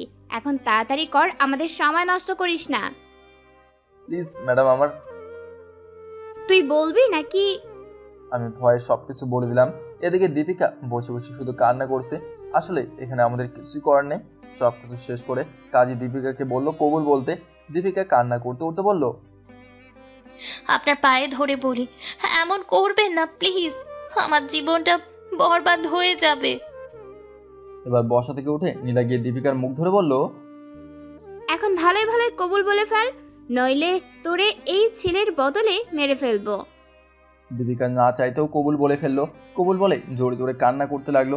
আমার কাছে এসে বলল, আমাকে আর বাধ্য করিস না তোরে মারতে, নইলে সত্যি সত্যি আজকে তুই। বাঁচার মতো কোনো রাস্তা নাই, সেজন্য আমিও কবুল বলে দিলাম। ভাবি নাই কোনোদিন এমন একটা বিপদে পড়ে বিয়ে করতে হবে, তাও আবার আমার থেকে 3-4 বছরের একটা সিনিয়র মেয়েকে। আমার মিথ্যা বইয়ের নাম ছিল দীপিকা, আর আজকে সেটা সত্য হয়ে গেল। নীলা নামের মেয়েটা পিচ্ছির দিকে তাকে বলল, কি তুই খুশি তো এবার? আপু অনেক অনেক খুশি। ওদের বিয়ের ভিডিও করেছি আর ফেসবুকে ছেড়ে দিয়েছি। ভালো হয়েছে না আপু? অনেক ভালো হয়েছে। এখন ওদের গাড়িতে বসিয়ে দিয়ে আয়। ওদের মাইক্রো যদি আমরা নিয়ে নেই তাহলে সমস্যা হবে। আমাদের দিকে তাকিয়ে নীলা বলল, আমাদের খোঁজার চেষ্টা করবি না, আমরা কে সেটা কখনোই জানতে চাইছি না। আর যদি পুলিশের কাছে গিয়ে কমপ্লেন করিস না, শরীরের একটাও হাড্ডি থাকবে না তাদের। আর এখানে আসলে আমাদের খুঁজে পাবি না। একদিনের জন্য এই বাসাটা ভাড়া নিয়েছিলাম, ওদের গাড়িতে বসিয়ে দিয়ে তাড়াতাড়ি আমাদের এখান থেকে যেতে হবে। দীপিকা আর আঙ্কেলকে গাড়িতে বসিয়ে দিয়ে আমাকে ধরে নীলা গাড়ির সামনে বসিয়ে বলল, আমাকে মাফ করে দিস, আমি তোরে মারতে চাই নাই, কিন্তু কি করব বল, আমাদের পেশাই যে এটা। আসি, ভালো থাকিস। গাড়ির সামনে বসতে দীপিকা আমার দিকে তাকিয়ে বলল, আমার হাতের বাঁধনগুলো একটু খুলে দিবে? আমি আস্তে করে দীপিকার হাতের বাঁধনগুলো খুলে দিতেই ওর বাবার হাতে পায়ের বাঁধন খুলে দিল। আঙ্কেল মুক্ত হতেই চিৎকার দিয়ে বলল, ছাড়বো না আমি কাউকে, আমার মেয়ের জীবন নিয়ে খেলো না। আঙ্কেল লাফ দিয়ে গাড়ি থেকে নেমে ভিতরে চলে গেল। দীপিকাও পিছন পিছন যাচ্ছে ওর বাবার কাছে। আমি বসে থাকতে না পেয়ে গাড়িতে শুয়ে পড়লাম। খুব কষ্ট হচ্ছে আমার, বসে থাকতে পারছি না কোনোভাবেই। কিছুক্ষণ পর আঙ্কেল গাড়ির ভিতরে ঢুকতে ঢুকতে বলল, পালিয়ে যাবে কোথায়? আমি ছাড়বো না ওকে। আঙ্কেল গাড়ির ভিতরে এসে দেখে আমি সিটের উপর শুয়ে আছি। আমার দিকে চোখ লাল করে বলল, মনটা চায় তোরে আমি। দীপিকা আমাকে উঠতে বলে বলল, বাবা তোমার মাথা খারাপ হয়ে গেছে? এখানে ওর কোনো দোষ নেই তো, ও তো বাধ্য হয়ে আমাকে বিয়ে করেছে। তাছাড়া ও কি জানতো যে এমন হয়ে যাবে? আমি কোনো রকম উঠে বসলাম, বললাম সরি ম্যাম, আমার জন্য আপনাকে। সরি বলতে হবে না, এখন তুমি গাড়ি চালাতে পারবে কি? আমাকে একটু সাহায্য করতে পারবেন ম্যাম? তাহলে পারবো। দীপিকা আমার হাতে ধরে সাহায্য করতে লাগলো। আমি আস্তে আস্তে গাড়ি চালিয়ে বাসের সামনে চলে গেলাম। দীপিকা গাড়ি থেকে নেমে আমাকে ধরে নামিয়ে বলল, তোমার রুম কোথায়? আমি বললাম উপরে ম্যাম। এদিকে দীপিকার বাবা ভেতরে গিয়ে কাকে জানি কল করলো, হয়তো আমার জন্য ডাক্তার আসতে বলছে। আমি বিছানার উপর শুতেই দীপিকা একটা কাপড় নিয়ে আমার শরীরের রক্তগুলো মুছে দিতে লাগলো। আমি দীপিকার হাত ধরে কান্না করে দিয়ে বললাম, আমাকে মাফ করে দেবেন ম্যাম, আমার জন্য আজকে আপনার জীবনটা শেষ হয়ে গেল, মাফ চাইছি আমি ম্যাম, প্লিজ আপনি। দীপিকা আমি থামিয়ে দিয়ে বলল, যা হওয়ার তো হয়েই গেছে, এ নিয়ে এত চিন্তা করো না, এইসব পরে দেখা যাবে। একটু পর ডাক্তার এসে আমার ট্রিটমেন্ট করে গেল। আজকে 2 দিন হয়ে গেল, এখন আমি মোটামুটি একটু সুস্থ। এখন আমরা 3 জন একত্রে বসে আছি। আঙ্কেল সোফায় টেনশন নিয়ে বসে আছে, আমি আঙ্কেলের পেছনে দাঁড়িয়ে আছি, আর দীপিকা একপাশে চুপ করে বসে আছে। আঙ্কেল আস্তে করে বলল, এখন আমি আমার বোনকে কি উত্তর দেব? কি বলবো আমি? বলার কোনো মুখ আছে আমার? যদি শুনে আমার মেয়ের বিয়ে হয়ে গেছে তাহলে আমাকে তুলে নিয়ে যাবে। আমি আঙ্কেলের কথার জবাব দিয়ে বললাম, আঙ্কেল আপনি কোনো চিন্তা করবেন না, কয়েক মাস যেতেই আমি দীপিকাকে ডিভোর্স দিয়ে দেবো। এখন তো কোর্টে গেলে ডিভোর্স হবে না, আপনি কোনো চিন্তা করবেন না, তো জানতে পারবে না যে দীপিকা আমার বউ ছিল। আমার কথা শুনে দীপিকা দাঁড়িয়ে বলল, বাবা, আমাদের বংশে এমন কোনো রেকর্ড নেই যে বিয়ে করে কারোর সংসার ভেঙে গেছে। হয়তো ও আমার গাড়ির ড্রাইভার হতে পারে, কিন্তু ও তো একজন মানুষ। চিন্তা করো না বাবা, আমি সব কিছু মানিয়ে নিব, শুধু আমাকে একটু সময় দাও। আঙ্কেল দাঁড়িয়ে দীপিকার কাছে গিয়ে বলল, সরি মা, আমাকে মাফ করে দিস, আমি তোরে বাঁচাতে পারি নাই। আঙ্কেল এখানে আপনাদের কোনো দোষ নেই, কপাল খারাপ আমার, আমি শুধু ঘুরে ফিরে বারবার একই বিপদে পড়ে যাই। আসছিলাম এখানে ভালো হতে, কিন্তু ভালো হতে পারলাম না। আমার জন্য আজকে আপনার মেয়ের জীবন নষ্ট হয়ে গেল, আমাকে মাফ করে দেন। কান্না করতে করতে বললাম, কেন আমার সাথে এমন হয় আঙ্কেল? আমি তো সব কিছু ছেড়ে ভালো হতে চাইছি, আমি পারি নাই। আমার জন্য আজকে আবার একটা মেয়ের জীবন নষ্ট হয়ে গেল। আঙ্কেল দীপিকাকে ছেড়ে আমার কাছে এসে বলল, তুমি কে আর কি তোমার পরিচয়? আবারও ভালো হতে চাইছো, এটার মানে কি? আমি আঙ্কেলের দিকে তাকিয়ে বললাম, সত্যি কথা বললে আমাকে এই বাস থেকে বের করে দেবেন না তো? এবার দীপিকার দিকে তাকিয়ে বললাম, দীপিকা ম্যাম সত্যি কথা বলবো, আমি সব শুনে আপনার আমাকে যেই শাস্তি দেওয়া উচিত মনে হবে তাই দেবেন, আমি মাথা পেতে নেব। এভাবে কান্না না করে বল বাবা, তোমার কি হয়েছে? আমি আমার জীবনের সব কিছু এক এক করে বলতে লাগলাম। আমার জন্য কয়টা মেয়ের জীবন নষ্ট হয়েছে, আর শেষ পর্যন্ত আমি বাড়ি চাইলাম কেন, সব কিছু বলে আমি বসে বসে কান্না করছি আর বলছি আমার বেঁচে থাকার কোনো অধিকার নেই আঙ্কেল, আমাকে মেরে ফেলুন। বিশ্বাস করুন আমি একটাও কথা বলবো না। জীবনে অনেক খারাপ কাজ করছি, কিন্তু এখন তো সব কিছু বুঝতে পারছি। তবে সময় হারিয়ে এমন একটা বাজে ছেলে আমি, যার বেঁচে থাকার কোনো অধিকার নেই এই পৃথিবীতে। আর আজকে আপনার মেয়ের সাথে আর কিছু আমার মুখ দিয়ে বের হচ্ছে না, এখন শুধু কান্না করছি আমি। আমার কথা শুনে আঙ্কেল এক কোনায় চুপটি করে দাঁড়িয়ে আছে, কোনো কথা বলছে না। দীপিকা আস্তে করে আমার দিকে এসে আমার সামনে এসে বসে বলল, এখন কি সত্যিই তুমি ভালো হতে চাও? ম্যাম ভালো হতেই তো আমি এখানে আসছি, কিন্তু পারলাম না। দীপিকা ওর বাবার দিকে তাকিয়ে বলল, জানো বাবা, মেয়েদের বিয়ে একবারই হয়। হয়তো আমার স্বামী আগে অনেক অপরাধ করছে, কিন্তু সেগুলো ওর অতীত। আমি ওকে ভালো করব।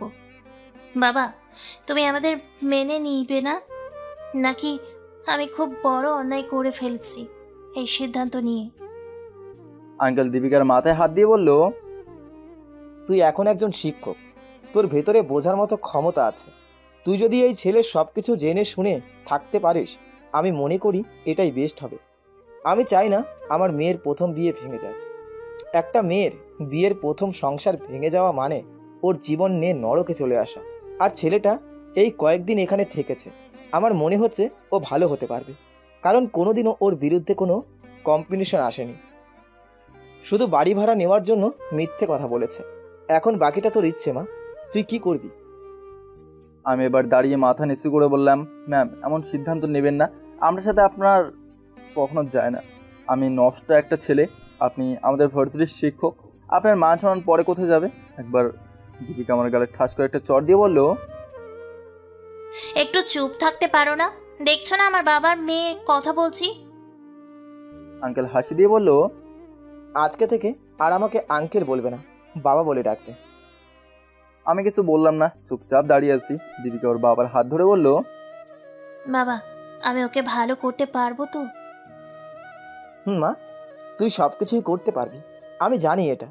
তোর স্বামীর আদর্শ পণে নেওয়াই এটাই তোর কর্তব্য। দীপিকা আমার হাত ধরে বলল, বাবাকে সালাম করো।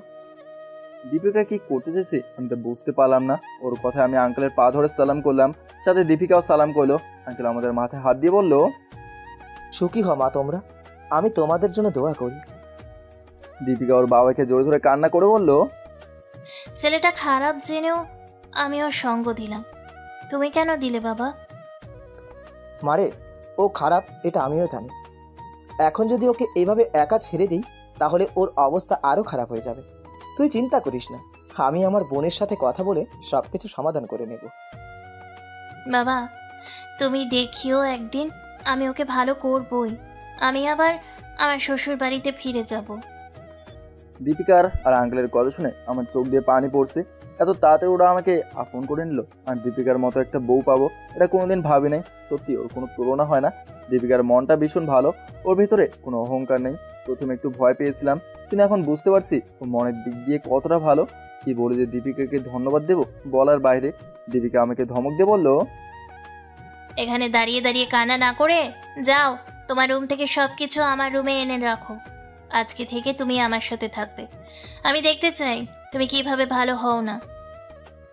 দীপিকার কথা শুনে আমি উপরে চলে গেলাম। সবকিছু গুছিয়ে বিকালে ছাদে বসে মা বাবার কথা মনে করে কান্না করছি। হঠাৎ পিছনে কারো আসার শব্দ শুনলাম।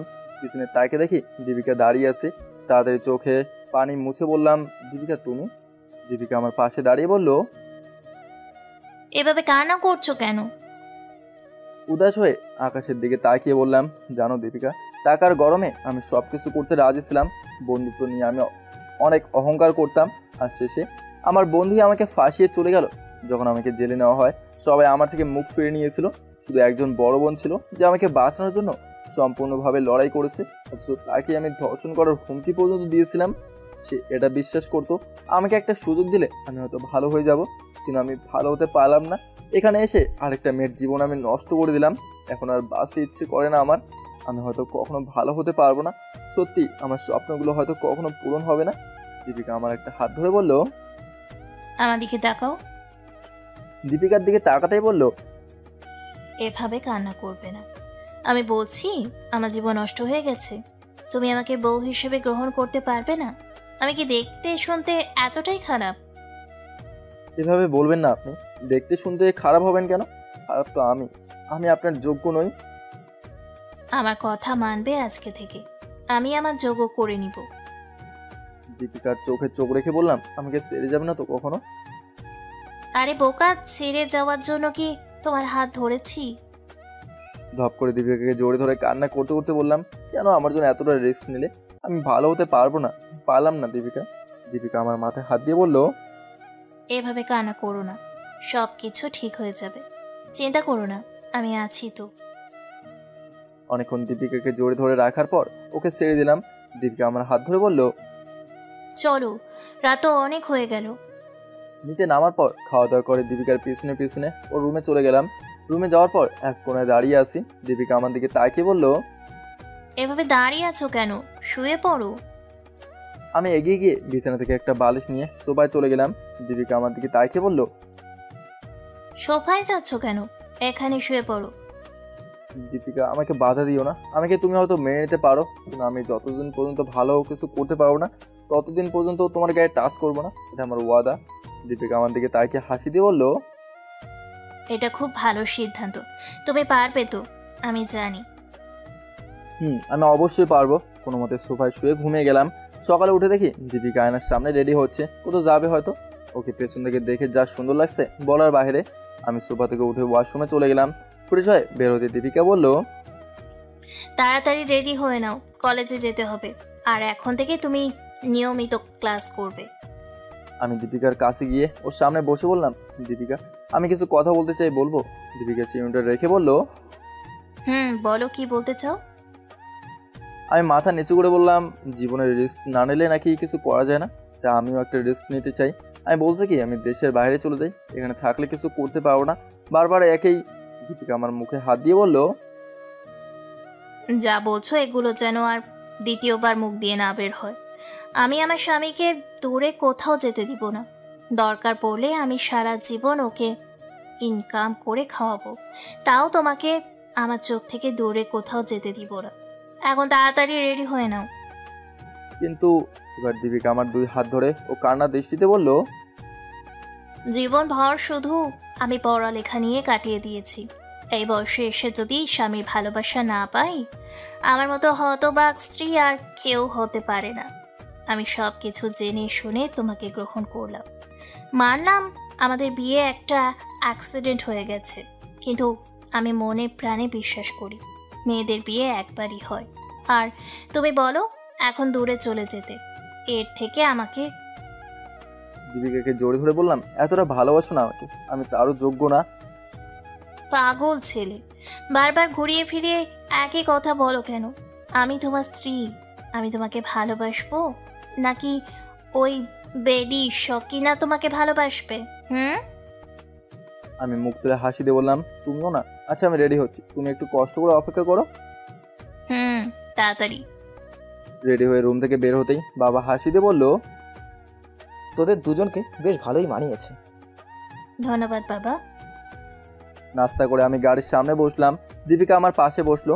গাড়ি চালাতে চালাতে বললাম, দীপিকা আজকে ক্লাস করবো না, শরীরটা আজকে অনেক ক্লান্ত লাগছে, বকা দেবে না তো তুমি আবার?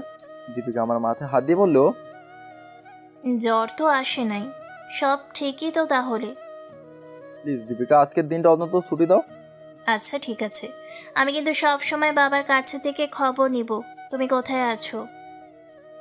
সে নিও, সমস্যা নেই। আচ্ছা দীপিকা, কলেজে যদি স্যার প্রশ্ন করে তোমার বিয়ে কি হয়ে গেছে, তখন কি বলবে? দীপিকা হাসি দিয়ে বলল, পাগল ছেলে, এই নিয়ে এত চিন্তা করতে হয়? আমি যা সত্যি তাই বলবো। নিজের স্বামীর পরিচয় আমি দিব না এমনটা তো হতে পারে না। দীপিকাকে কলেজের সামনে নামিয়ে দিয়ে বললাম, জানি না তুমি আসার পর আমার জীবনটা অটোমেটিক বদলে যাচ্ছে। যদি কোনো উল্টাপাল্টা কাজ করো না, একদম গলায় দড়ি দিয়ে। দীপিকা আমার ঠোঁটে কিস করে বলল, যতটুকু বলছো এখানেই বন্ধ করো, আর বলো না। আমি এমন কাজ করব না যার জন্য তুমি কষ্ট পাও, ঠিক আছে? এখন চুপচাপ বাড়িতে যাও। আমি দীপিকার কথা শুনে একটা হাসি দিলাম। ও গাড়ি থেকে নেমে হেঁটে হেঁটে চলে যাচ্ছে। আমি গাড়ি ঘুরিয়ে আবার বাসে চলে গেলাম। গিয়ে দেখি বাবা বসে আছে। বাবা মানে আমার শ্বশুর মশাই। আমি ওনার পাশে বসে বিদেশে গিয়ে পড়াশোনা করার বিষয়ে কথা বললাম। বাবা উত্তর দিল, জামাই সব তো শুনলাম, তুমি ভালোর জন্য এইসব বলছো, কিন্তু তুমি চলে যাওয়ার পর আমার মেয়েকে কি বলে বোঝাবো? আরে এসব আমার উপর ছেড়ে দেন, আমি ফোন করে সব বুঝিয়ে দেবো। এখন আপনি শুধু আজকে রাতে যাওয়ার ব্যবস্থা করে দেন। কি বলো, আজকে রাতেই চলে যাবে? আমি দীপিকার জন্য সব কিছু করতে পারি। আমি একজন ভালো স্বামী হয়ে ওর সামনে আসবো, নইলে না। বাবা আমার মাথায় হাত দিয়ে বলো, আমি জানি তুমি সব কিছু পারবে। আচ্ছা আমি সব কিছুর ব্যবস্থা করে দিচ্ছি। বাবা দীপিকাকে কিছু বলবেন না, ওকে ঘুমের ভেতরে রেখে আমাকে যেতে হবে। সকালে বলেছি এই কথা, কিন্তু ও কোনোভাবে রাজি হচ্ছিল না। আচ্ছা ঠিক আছে, তুমি যা ভালো বোঝো, ওখানে গিয়ে আবার তো। বাবার মাথায় হাত দিয়ে বললাম, আপনি আমার বাবার মতো। আমি কে, আমার পরিচয় কি? আমি একজন খারাপ ছেলে। সব জন্য যদি আমাকে মেনে নিতে পারেন, আর যেই মেয়ে আমাকে ভালো করবে বলে প্রমিস করছে, তার সাথে আমি কীভাবে বেইমানি করতে পারি বলেন? দীপিকা আমার শরীরের একটা অঙ্গ হয়ে গেছে। বাবা হাসি দিয়ে বলল, যাও, এখন কোনো চিন্তা করতে হবে না, রুমে গিয়ে ঘুমাও, আমি সব কিছুর ব্যবস্থা করছি। আমিও রুমে গিয়ে ঘুমিয়ে পড়লাম। বিকেলে উঠে দীপিকাকে নিয়ে আসলাম। বাবা আমাকে আস্তে করে বলল, তোমার ফ্লাইট রাত 12টার সময়, তৈরি হয়ে নিও। রাতে আমি দীপিকাকে নিজ হাতে খাইয়ে রুমে এনে আমি বিছানার উপর বসে ওকে আমার হাঁটুর উপর শুয়ে মাথায় হাত বুলিয়ে দিতে লাগলাম। দীপিকা মাঝে মাঝে আমার দিকে তাকাচ্ছে আর মুসকে মুসকে হাসছে। দীপিকা এবার হাসছো কেন? না এমনি দেখছি আমার জুনিয়র হাজবেন্ড আমাকে হঠাৎ করে এত আদর করছে কেন। এবার আমি বিছানার উপর শুয়ে ওকে আমার বুকের উপর শুয়ে বললাম, আমার বউকে কি আমি একটু ভালোবাসতে পারি না? তা নয়, কিন্তু হঠাৎ করে। এখন এত কথা বলো না, চুপচাপ ঘুমিয়ে পড়ো তো। কিন্তু আমাদের মাঝে। দীপিকা আমি বলছি তো, আমি যতদিন পর্যন্ত কিছু করতে পারবো না ততদিন পর্যন্ত তোমার শরীরে হাত দেবো না বলছি। কিন্তু এইভাবে জোরে ধরে ঘুমাতে পারবে তুমি, এর বেশি কিছু না। দীপিকা মুখটা কালো করে বলল, আচ্ছা ঠিক আছে, আমার জন্য এখন এটাই বেটার। দেখতে দেখতে দীপিকা ঘুমিয়ে গেল। আস্তে করে ওকে বালিশের উপর রেখে আমি উঠে গেলাম। সব কিছু রেডি করে একবার দীপিকার দিকে তাকিয়ে ওর কপালে একটা চুমু দিয়ে বললাম, এমন ভালো একটা মেয়ে যে আমার জীবনসাথী হবে সেটা আমি কখনো ভাবতেও পারি নাই। রুম থেকে বের হয়ে দেখি বাবা দাঁড়িয়ে আছে। বাবা আমাকে এয়ারপোর্টে পর্যন্ত ছেড়ে দিবে বলে গাড়িতে উঠলো। যেতে যেতে উনি আমাকে বললেন, যার জন্য দেশ ছেড়ে যাচ্ছ আমি চাই একেবারে প্রতিষ্ঠিত হয়ে দেশে ফিরবে। আমি ও বাবাকে আশা দিলাম যে আমার জন্য শুধু দোয়া করবেন। প্লেনে উঠে গেলাম। প্রায় আধা ঘন্টা পর দেখি ফোনটা বাজতে লাগলো। ফোন হাতে এনে দেখি আমার পাগলি দীপিকা ফোন করছে। এখন একে কি বলে বোঝাই, ভয়ে ভয়ে ফোনটা রিসিভ করতেই ওপাশ থেকে কান্না ভেজা আওয়াজে বলল, আমাকে শেষমেশ একাই ফেলে চলে গেল। আমি বলছিলাম দরকার হলে আমি ইনকাম করে তোমাকে খাওয়াবো, তাও কোথাও তুমি যাবে না, তাও শুনলে না। আমাকে ছেড়ে কেন গেলে তুমি? আমি কি অপরাধ করছি? এই পাগলি মেয়ে, এভাবে কান্না করতে নেই। আমি খুব তাড়াতাড়ি আবার ফিরে আসবো, চিন্তা করো না। আর আমি তো তোমার ভালোর জন্যই বের হলাম। তুমি আমার সাথে কথা বলবে না, আমাকে কষ্টে রেখে তুমি মজা পাও। সরি বাবু, আমি ভুল করে ফেলছি। ফিরে আসবো তো কয়েক বছর পর। এখন অনেক রাত হয়ে গেছে, ঘুমিয়ে পড়ো। আজকে আমাকে এত আদর করলে এর জন্য। আমাকে ঘুমের ভিতর রেখে তুমি চলে যেতে পারলে। একবার তো আমাকে বলতে পারতে। আগে কান্না বন্ধ করো, নইলে কিন্তু আর কখনো ফিরে আসবো না। আচ্ছা, এই যে বন্ধ করলাম। দীপিকা, আমি যেভাবে তোমাকে আমানত হিসেবে রেখে গেলাম তেমন করে যেন পাই। তুমি ছাড়া আমার কেউ থাকলে তো পাগল। মন দিয়ে পড়াশুনো করবে আর খুব তাড়াতাড়ি ফিরে আসবে। দীপিকার সাথে হালকা কিছু কথা বলে ফোন রেখে দিলাম। ও যে এভাবে এত সহজে মেনে নেবে ভাবতেও পারে নাই। আজকে 5 বছর হয়ে গেল। এখন আমি প্রতিষ্ঠিত। আমাদের দেশে এই সরকারি ব্যাংকের ম্যানেজার আমি। সরকার থেকে আমাকে গাড়ি দেওয়া হয়েছে। আজকে দেশের উদ্দেশ্যে রওনা দিলাম। আমার যে চাকরি হয়েছে সেটা কাউকেই বলি নাই। দীপিকার সাথে প্রতিদিনই কথা হতো, একদিনের সাথে কথা না বলে থাকতেই পারি না। বাবাকে ফোন করে বললাম দীপিকা কি আজকে কলেজে যাবে কিনা। বাবা বলল, কিছুক্ষণ আগে কলেজের উদ্দেশ্যে বের হয়ে গেল। দেশে যেতে যেতে 11টার মতো বেজে গেল। আমাকে রিসিভ করার জন্য পুলিশের গাড়ি পর্যন্ত এসেছে। প্রাইভেট কারে উঠে সরাসরি কলেজের উদ্দেশ্যে রওনা দিলাম। একসাথে অনেকগুলো গাড়ি কলেজে ঢোকার কারণে সবাই আমাদের দিকে তাকিয়ে আছে। আমি গাড়ি থেকে নেমে ভেতরে চলে গেলাম। শিক্ষকদের রুমে গিয়ে দেখি দীপিকা বসে বসে মাথায় নিচু করে কি জানি লিখছে। আমি আস্তে করে বললাম, দীপিকা। দীপিকা একবার উপরে তাকিয়ে আমাকে দেখতে পেয়ে কাগজপত্র সব ফেলে এক দৌড়ে আমার কোলের উপর উঠে কি যে কান্না শুরু করছে হিসাবের বাইরে। কিছুক্ষণ পর কিছুটা শান্ত হওয়ার পর বললাম, এখন ছাড়ো আমাকে। সবাই আমাদের দিকে তাকিয়ে আছে। দীপিকা আমার কথা শুনে আমাকে ছেড়ে মাথা নিচু করে দাঁড়িয়ে আছে। আমি স্যারদের সবাইকে বললাম, আসলে আমাকে দেখেও ইমোশনাল হয়ে গেছে, কেউ কিছু মনে করবে না। এক স্যার দাঁড়িয়ে উত্তর দিল, তোমার নাম তাহলে লাদেন? জি স্যার, আমি ওর স্বামী। আজকে গেলাম। ভালো থাকবেন স্যার, আসি। দীপিকার হাত ধরে বাইরে এনে বললাম, দেখো এরা সবাই আমার বডিগার্ড। এখন আমি প্রতিষ্ঠিত, আমি এখন সরকারি ব্যাংকের ম্যানেজার। দীপিকা আমার দিকে একবার তাকিয়ে পুলিশদের বলল, আপনারা এখন চলে যান, ওর সাথে আমার কিছু হিসাব নিকাশ আছে। আমি হাতে ইশারা করতে ওরা চলে গেল। দীপিকা মাইক্রোর দরজা খুলে বলল, বসেন স্যার। আমি ভেতরে যেতেই দীপিকা গাড়ির দরজা বন্ধ করে ইচ্ছা মতো আমাকে মারতে লাগলো। আমি একে এক হাতে জড়ে ধরে বললাম, আমার পাগলিটা আগের থেকে অনেক সুন্দর হয়েছে। দীপিকার লজ্জা পেয়ে আমার বুকের মাঝে মুখ লুকালো। আমি এক হাত দিয়ে গাড়ি চালাচ্ছি, আর এক হাত দিয়ে ওকে জড়ে ধরে আসি। হঠাৎ দেখেই দীপিকা কান্না করছে। এই পাগলি মেয়ে, কান্না করছো কেন? তুমি বুঝবে না, এটা হলো ভালোবাসার কান্না, বোকা ছেলে। সে যাই হোক, আর কান্না করবে না। এখন চুপচাপ এভাবে থাকো। বাসায় যাওয়ার পর বাবাকে সালাম করলাম, চাকরির বিষয়ে সব বললাম। বাবা সব শুনে একটু খুশি হয়েছে। রাতে বিছানায় শুতেই দীপিকা আমার শার্ট খুলে দূরে ফেলে দিল। আমি ওর দিকে তাইকে বললাম, এই তুমি কি করতে চাইছো? চুপ করো তুমি। এতদিন আমাকে অপেক্ষা করিয়েছো, আজকে আর কোনো অপেক্ষা নয়। আমার অধিকার আমি নিজে আদায় করে নিব। এই বলে লাইট বন্ধ করে দিল। অন্ধকারে অনেক কিছুই হচ্ছে, এখন কিছু আপনাদের দেখতে হবে না। যান, এভাবে তাকে দেখতে হবে না। সকালে ফ্রেশ হয়ে দীপিকাকে জড়ে ধরে বললাম, রেডি হয়ে নাও, আজকে তোমাকে নিয়ে তোমার শ্বশুর বাড়িতে যাবো। দীপিকা আমাকে জড়ে ধরে বলল, আমরা কি একাই যাব? বাইরে গিয়ে দেখিও অনেক গাড়ি দাঁড়িয়ে আছে। তোমাকে নিয়ে তোমার এত ভয় কেন বলো তো? তোমার কিছু হয়ে গেলে আমি কি নিয়ে বাঁচবো? হ্যাঁ, থাকলি না। রেডি হয়ে দীপিকাকে নিয়ে রওনা দিলাম। যেতে যেতে প্রায় বিকাল হয়ে গেল। প্রথমে মিমাপুর বাসের সামনে গেলাম। গাড়ি থেকে নেমে সবাইকে বললাম এখানে দাঁড়াতে। দীপিকা আমার হাত ধরে দাঁড়িয়ে আছে। দরজায় কলিং বেল দিতে আন্টি এসে দরজা খুলে দিল। আন্টি আমাকে দেখে মুখ ফিরে নিল। আমি শুধু বিনিময়ে একটা হাসি দিলাম। মাথায় নিচু করে বললাম, আমি এখানে কারো কোনো ক্ষতি করতে আসিনি। শুধু মিমাপুর সাথে একটু দেখা করব। আন্টি বললেন, দেখো সোফায় বসে আছে। আমি সামনে এগিয়ে দেখি মিমাপু একটা ছেলের সাথে বসে আছে, হয়তো এটাই আপুর হাজব্যান্ড মিমাপু। মিমাপু আমাকে দেখতে পেয়ে দাঁড়ানো থেকে উঠে আমার কাছে এসে আমাকে জোরে ধরে বলল, কেমন আছিস ভাই আমার? এতদিন পরে আমাদের কথা মনে হলো। আপু তুমি কথা দিয়েছিলে আমি যতদিন পর্যন্ত ভালো না হতে পারি ততদিন পর্যন্ত যেন না ফিরে আসি। আজকে দেখো বাইরের সব গাড়িগুলো আমার, আমি এখন সরকারি ব্যাংকের ম্যানেজার, আমি প্রতিষ্ঠিত আপু, তোমার কথা রাখতে পেরেছি।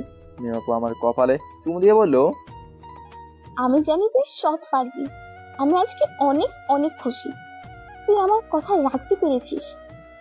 মিমাপু আমাকে ছেড়ে দীপিকার দিকে তাকিয়ে বলল, এই মেয়েটা কে? আপু আমার ওয়াইফ, ওর জন্য আজকে আমি প্রতিষ্ঠিত হতে পারছি। মিমাপু দীপিকার কাছে গিয়ে বলল, তুমি তো অনেক সুন্দর, এই কালো ছেলেটাকে তোমার কি মনে করে পছন্দ হলো বলো তো? আমি একটু মন খারাপ করে বললাম, মজা করছো আপু তুমি? আরে এর জন্য মন খারাপ করিস না, এমনি বললাম। কি খবর লাদেন তোমার? পিছনে তাকে দেখে ওসি আঙ্কেল, ভালো আছেন আঙ্কেল? শুনলাম ভালো হয়ে গেছে এখন তুমি, আমি অনেক খুশি হয়েছি এজন্য। সবার সাথে পরিচিত হওয়ার পর আপু বলল, চল তোদের বাড়িতে যাব, আজকে তোর বোনকে দেখতে মেহমান আসবে। আপুকে নিয়ে আমাদের বাড়ির দিকে রওনা দিলাম। মিমাপু আর আমার পাগলি মিলে কথা বলছে, আমি শুধু বসে বসে শুনছি। যেতে যেতে মিমাপু বলল, সাইমন আর পাবেল নাকি অন্য দেশের কারাগারে বন্দি আছে। শুনে বেশ খুশি হয়েছি। আর আমার বেস্ট ফ্রেন্ড নাকি অন্য আরেকজনের সাথে পালিয়ে গেছে, সব শুনে বেশ ভালোই লাগলো। আমাদের বাসার কাছে এসে মিমাপুর পেছনে পেছনে ভিতরে যেতে লাগলাম।